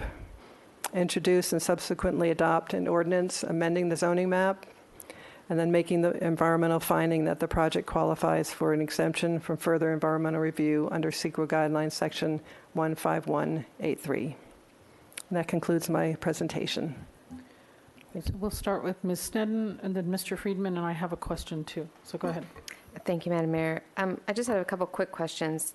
Does annexation occur just a parcel at a time? Is that the general process? Madam Mayor, Councilmember Sneddon, it depends. Often it has been because it's been a sole property owner requesting that. So it starts with the property owner requesting yes. annexation. In this case, we did know that the applicant reached out to neighbors to see if there were any other neighbors that wanted to be included. In particular, the neighbors to the north that use that private PEM road, they were asked to join in this annexation because it could be done all at once, and no one took us up on that. That would have been my next Yeah. question. And then I noticed when you had that list of recent annexations, they all seem to be around in the same area. Is there a reason? Madam Mayor, Councilmember Sneddon, I think they're just these little pockets of county areas up in that. They're just like little islands. So some of those are just interested in being part of the city. Mr. Casey? Yeah, Madam Mayor and Councilman Sneddon and the rest of the council. A lot of history on annexation policy and efforts over the years, last 20 years or so. There was an attempt about 20 years ago to do a more comprehensive annexation of these islands of the Veronica Springs area and these pockets up here. It was hard to get consensus from the residents of the unincorporated areas to agree and consent to the annexation. And so council said, all right, time out. We'll do it when property owners want to come and annex. And so generally that happens when they want to do development, because then we say, okay, now's the time for you to annex if you're doing new development, tie into our city water and sewer. So that's why you're seeing it kind of happen on a parcel by parcel basis. Thank you. And then just one more question. I guess I'm missing the why. Like, why does a property owner want to be annexed? And why would we want to annex a property? I think it depends on the property, but in this case, the particular property owner has their single-family home on septic. So there is that ability to, even though they're in the Goleta Sanitary District, they're on septic. If they are developed, they could connect to our city services. And it's better environmentally also. Yeah, and Madam Mayor, it goes back to kind of the fundamental principles of why LAFCOs were formed, and that's for good, orderly governmental boundaries. And so the city of Santa Barbara has an essential governmental boundary, but you have these little pockets where there's an unincorporated county. Technically, county sheriff should respond to calls for service. Technically, maybe county fire should respond. We don't. We work it out. But over time, you want to kind of clean that up from a good government standpoint. So I think it's in the city's interest to kind of have more uniformity to city boundaries and who are city residents as well. Thank you. Mr. Friedman? Thank you, Madam Mayor. You answered my first question. So currently, the house is on septic, but the proposed subdivision would all come into our system, and it would be removed from septic and go into our wastewater system? That's correct. Thank you. In regards to Monte Vista School, I'm a parent. It's kind of weird. I have one kid there now. It's kind of hard for me to say that because my old one graduated out. But in regards to the school, could you just talk to one? It's within the newly extended 25-mile-per-hour zone, and then what other improvements or with the property here would take into account safety for children walking to school, because this is one of the primary ways for children to walk to school, and it is in the mornings a busy street. Madam Mayor, Councilmember Frieden, I think the main thing is that I mentioned the widening of the sidewalk there. It really creates a better opportunity for safety. And then crossing that driveway and new road, I know that the fences are going to be moved back. There'll be more visibility for cars coming in and out of that area. So that's essentially the improvements being made to the frontage there. I just wanted to raise that, and I have two more questions. There are some, from your staff report, some oaks that are to be removed, if I understand correctly. And what are the mitigation measures for the oaks? Yes, there are 3 oak trees to be removed, and there are 7 to be planted as mitigation. Thank you. And then the last one, I did want to address it because we received 2 letters from the Costas and the Martonis, who are adjacent property owners regarding flooding, primarily regarding flooding issues. And you mentioned during your report that their concerns have or are being addressed through a planning commission resolution. If you could just expand upon it, because they gave some detailed questions in their letter. I just want to understand what those are and on the record. That's all the questions I have. Thank you, Madam Mayor. Good evening, Madam Mayor, Councilmember Friedman, Adam Hendel, Principal Engineer in the Public Works Department. So just to expand a little bit on what Ms. Kennedy mentioned, when this project went through the development application review and the tentative subdivision map review, we did hear from a lot of the neighbors, not just the two that you heard from, of their concerns related to drainage in the area. And I'll just refer to you this map up here. One of the things that's happening is from the north, from the mountains towards the ocean, there's an open channel just north of Penn Place and a storm drain system that goes underneath Penn Place.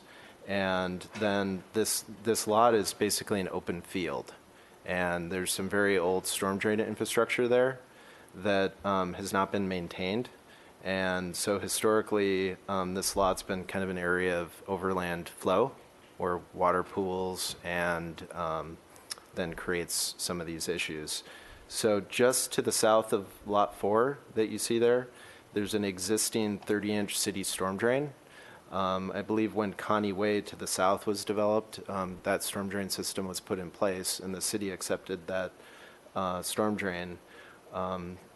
And so as part of this tentative subdivision map and the preliminary public improvements, there's a plan to construct a new 30-inch storm drain between lots 4 and 5. And that's going to take both the offsite flows from the north as well as the water from the new city street. It's going to accept that water, and it's going to convey that to the south through the existing storm drain system.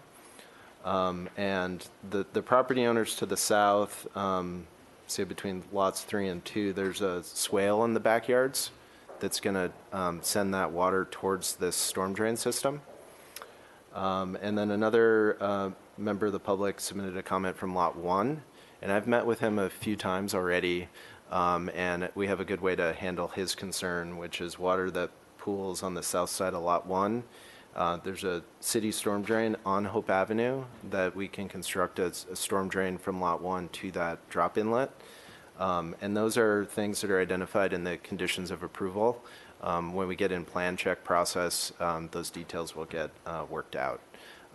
When we talked at the Planning Commission, there was some discussion from the applicant's engineer where they think because of this project, it could actually result in an improvement. Because now we're going to have new storm drain systems that will be maintained.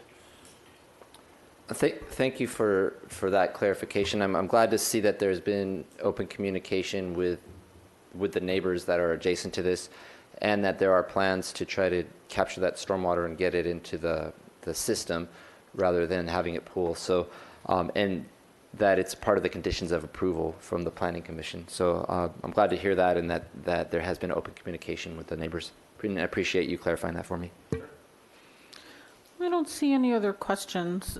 Sir, are you here to speak to us? You hooked up your computer like you had something to say and show.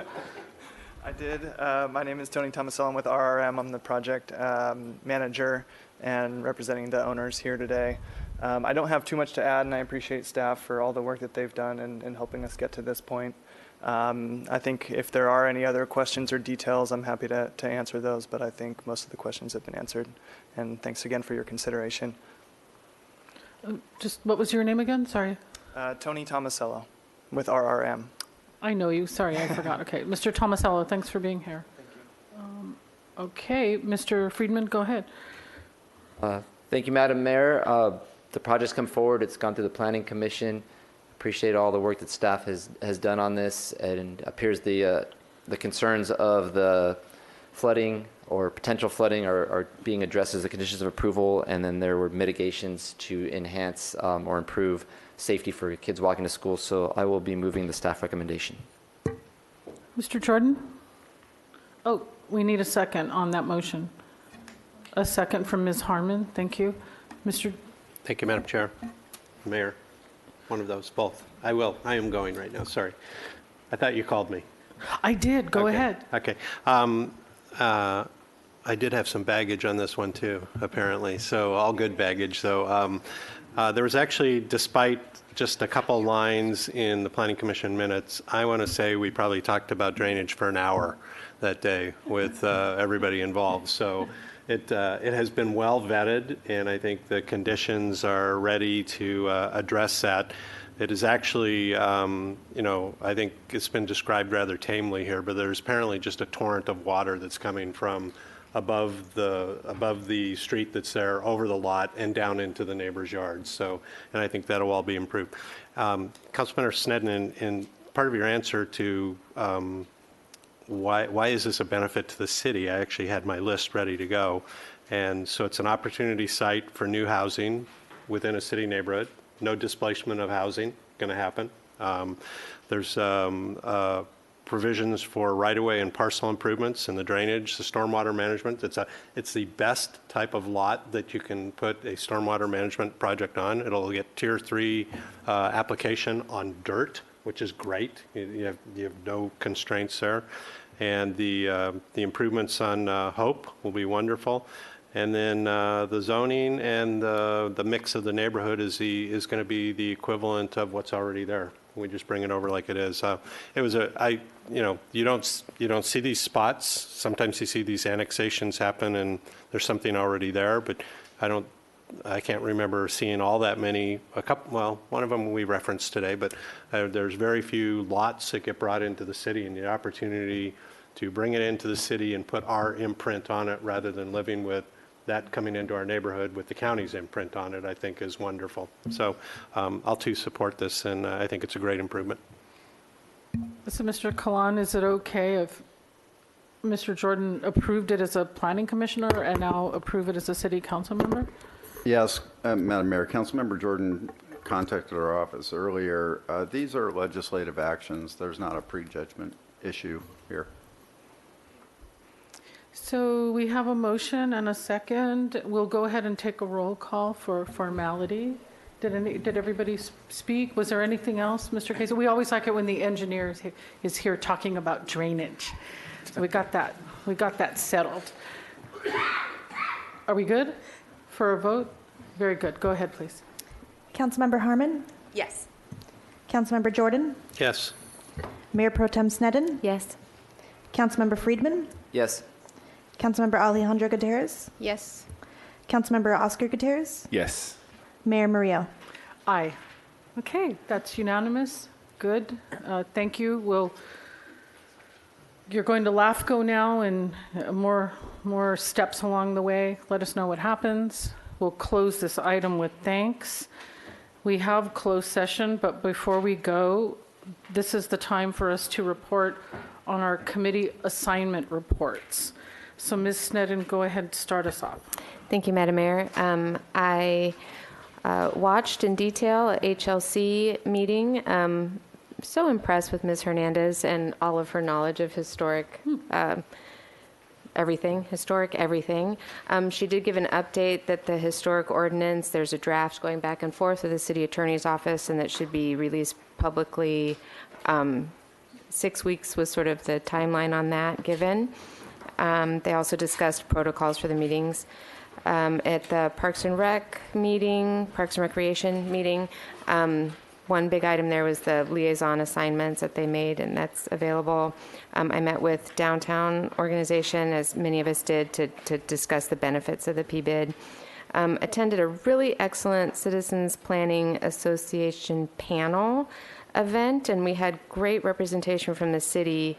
The topic was sustained an extreme drought, debris flow, fire, flood, and we had Sarah Iza, Chief Eric Nickel, Melissa Hetrick, and then also Rachel Couch, and it was well attended and really great city representation on those important issues. At our home meeting, really big 20-year completion of all of those fish crossings are now done, complete, signed off on, and working, and that was a 20-year worth of work there on that, which I'm sure you remember also, Mayor Murillo. And Sea Level Rise subcommittee meeting, I was not able to attend, but this was our last meeting before getting ready for public release and really getting ready for public outreach on that. Mayor Murillo, you and I both attended the SB Act recent meeting where we're going to be breaking into smaller groups to really focus on the personal belongings storage and bathrooms. And then thank you to Mr. Klon and Laura Doubles, Victor Garza, Rob Dayton, also for participating. Very helpful in those meetings. Thanks. Mr. Friedman? Thank you. I attended the Sea Level Rise Subcommittee, and the League of Cities Environmental Quality Policy Committee. The League had their different committees meeting to go over the work plans for the respective committees, and I was appointed to the environmental quality, so it was an opportunity to meet other jurisdictions, people from other jurisdictions, and it was a really, I thought it was very useful in terms of dealing with a lot of the issues we're dealing with here locally. And then also the proposed MODOC bike path continuation on the west side near La Cumbra.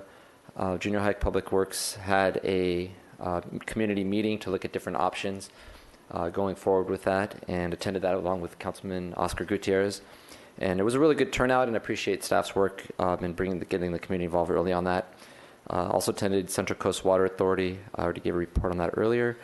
Martin Luther King Junior Day events, and thank you to the Martin Luther King Jr. Committee of Santa Barbara for putting on an annual, what has grown into a community tradition, but it's grown not just from that from the actual holiday, but throughout the weekend and many of the events, and culminating with the march up State Street and into the Arlington, and for all your work that you do to honor the life and legacy of Dr. King and the Civil Rights Movement. And then a retirement reception for Randy, the grumpy old walrus Rouse, and the Coastal Cities Group conference call, which is also a part of the league. And then attended the film festival opening night and saw a couple of films, including a great film, a documentary Overland about falcons and falconers, which was pretty amazing. And they had some of the stars come in and give a Q&A, and they brought a couple of the falcons with them into the movie theater, which was very special. So. Ms. Harmon? Thank you, Madam Mayor. Well, for brevity, I won't repeat the community events that I was at with Councilmember Friedman. I attended remotely a De La Guerra Plaza subcommittee meeting that Councilwoman Sneddon chaired. I'll leave it to her to summarize. I'll just say it was, I think, a really productive meeting. There's a lot of excitement. We talked a lot about parking and, flow of traffic, and it just, I'm very excited to be part of that conversation.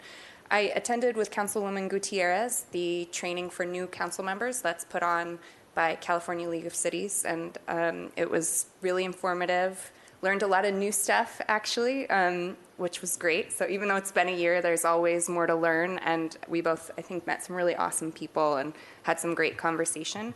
I also participated, following that conference, in the Housing, Community, and Economic Development Policy Committee through the League of Cities, and that, I think, will be really relevant to us moving forward over the next year, not only because of what's happening at the state level legislatively, but also because there's really a lot of creative conversation happening about not just housing, but how we balance that with economic opportunity for all, and what that means for our working folks, and how to kind of put all the pieces together. So really excited and looking forward to a productive year, having conversations with folks from other jurisdictions and trying to learn from them and bring back what's worked to our community. Mr. Gutierrez? Thank you, Madam Mayor. I attended the Martin Luther King Day events and was pleased to see the youth council there volunteering, and also participated in the film festival and watched some local films made by local filmmakers. That brought me back to my past life. And I got to attend the Visit Santa Barbara, and they had their year-end review of last year's operations that they had, and it was pretty encouraging. And then I also attended the youth council meeting last night, and they are organizing to have a youth summit in Santa Barbara, which is really exciting. And they're hoping to start fundraising with a bake sale and such. So yeah, that's about it. Thank you. I attended the SB CAG meeting, Santa Barbara County Association of Governments. That was January 16th, and we had an update from our state lobbyist There's good money coming out of SB1 for transportation projects. MTD has launched a micro-transit pilot project in Goleta. So it's a van, kind of a cross between Uber and van pooling. So keep an eye open for that. The Air Pollution Control District Board met too. We had a change in leadership. We have assigned new people and to different assignments, and we did a job performance of the air pollution control officer.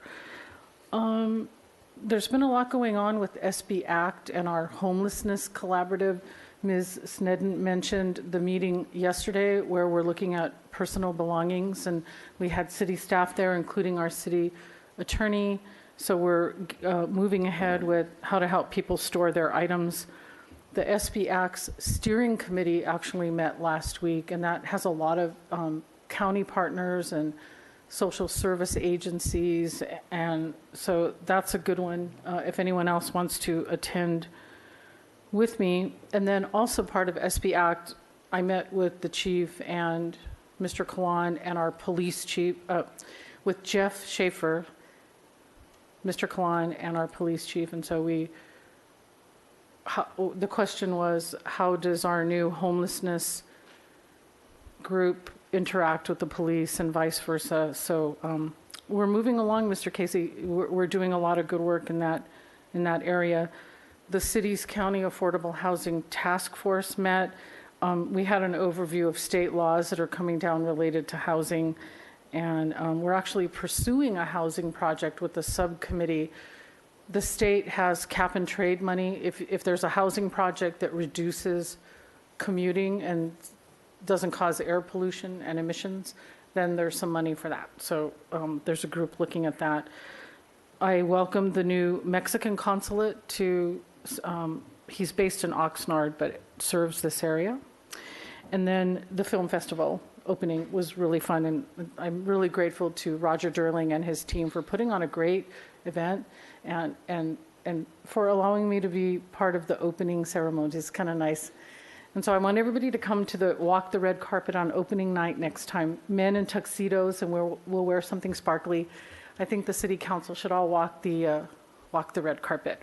And yes, you can wear something sparkly, Mr. Jordan. I think that's it from my report. So we have closed session. Would you read those items, Ms. Clerk? Item number 18, subject conference with city attorney, existing litigation, government code section 54956.9 D1, as described in agenda item number 18. Item number 19, subject conference with city attorney, existing litigation, government code section 54956.9 D1, as described in agenda item number 19. Item number 20, subject conference with city attorney, anticipated litigation, government code section 54956.9 D2 and E3, as described in agenda item number 20, and item number 21, subject conference with labor negotiator, as described in agenda item number 21. Mr. Casey, we're postponing item 21? Yes, Madam Mayor, we got some new information that we haven't had time to evaluate, so we'll bring that back at a future council meeting. So the labor negotiation item is Item put on? 21, correct. Mr. Kalan, are we going to report out on any of these items? No, Madam Mayor. Okay, then we're adjourned to closed session. Thank you.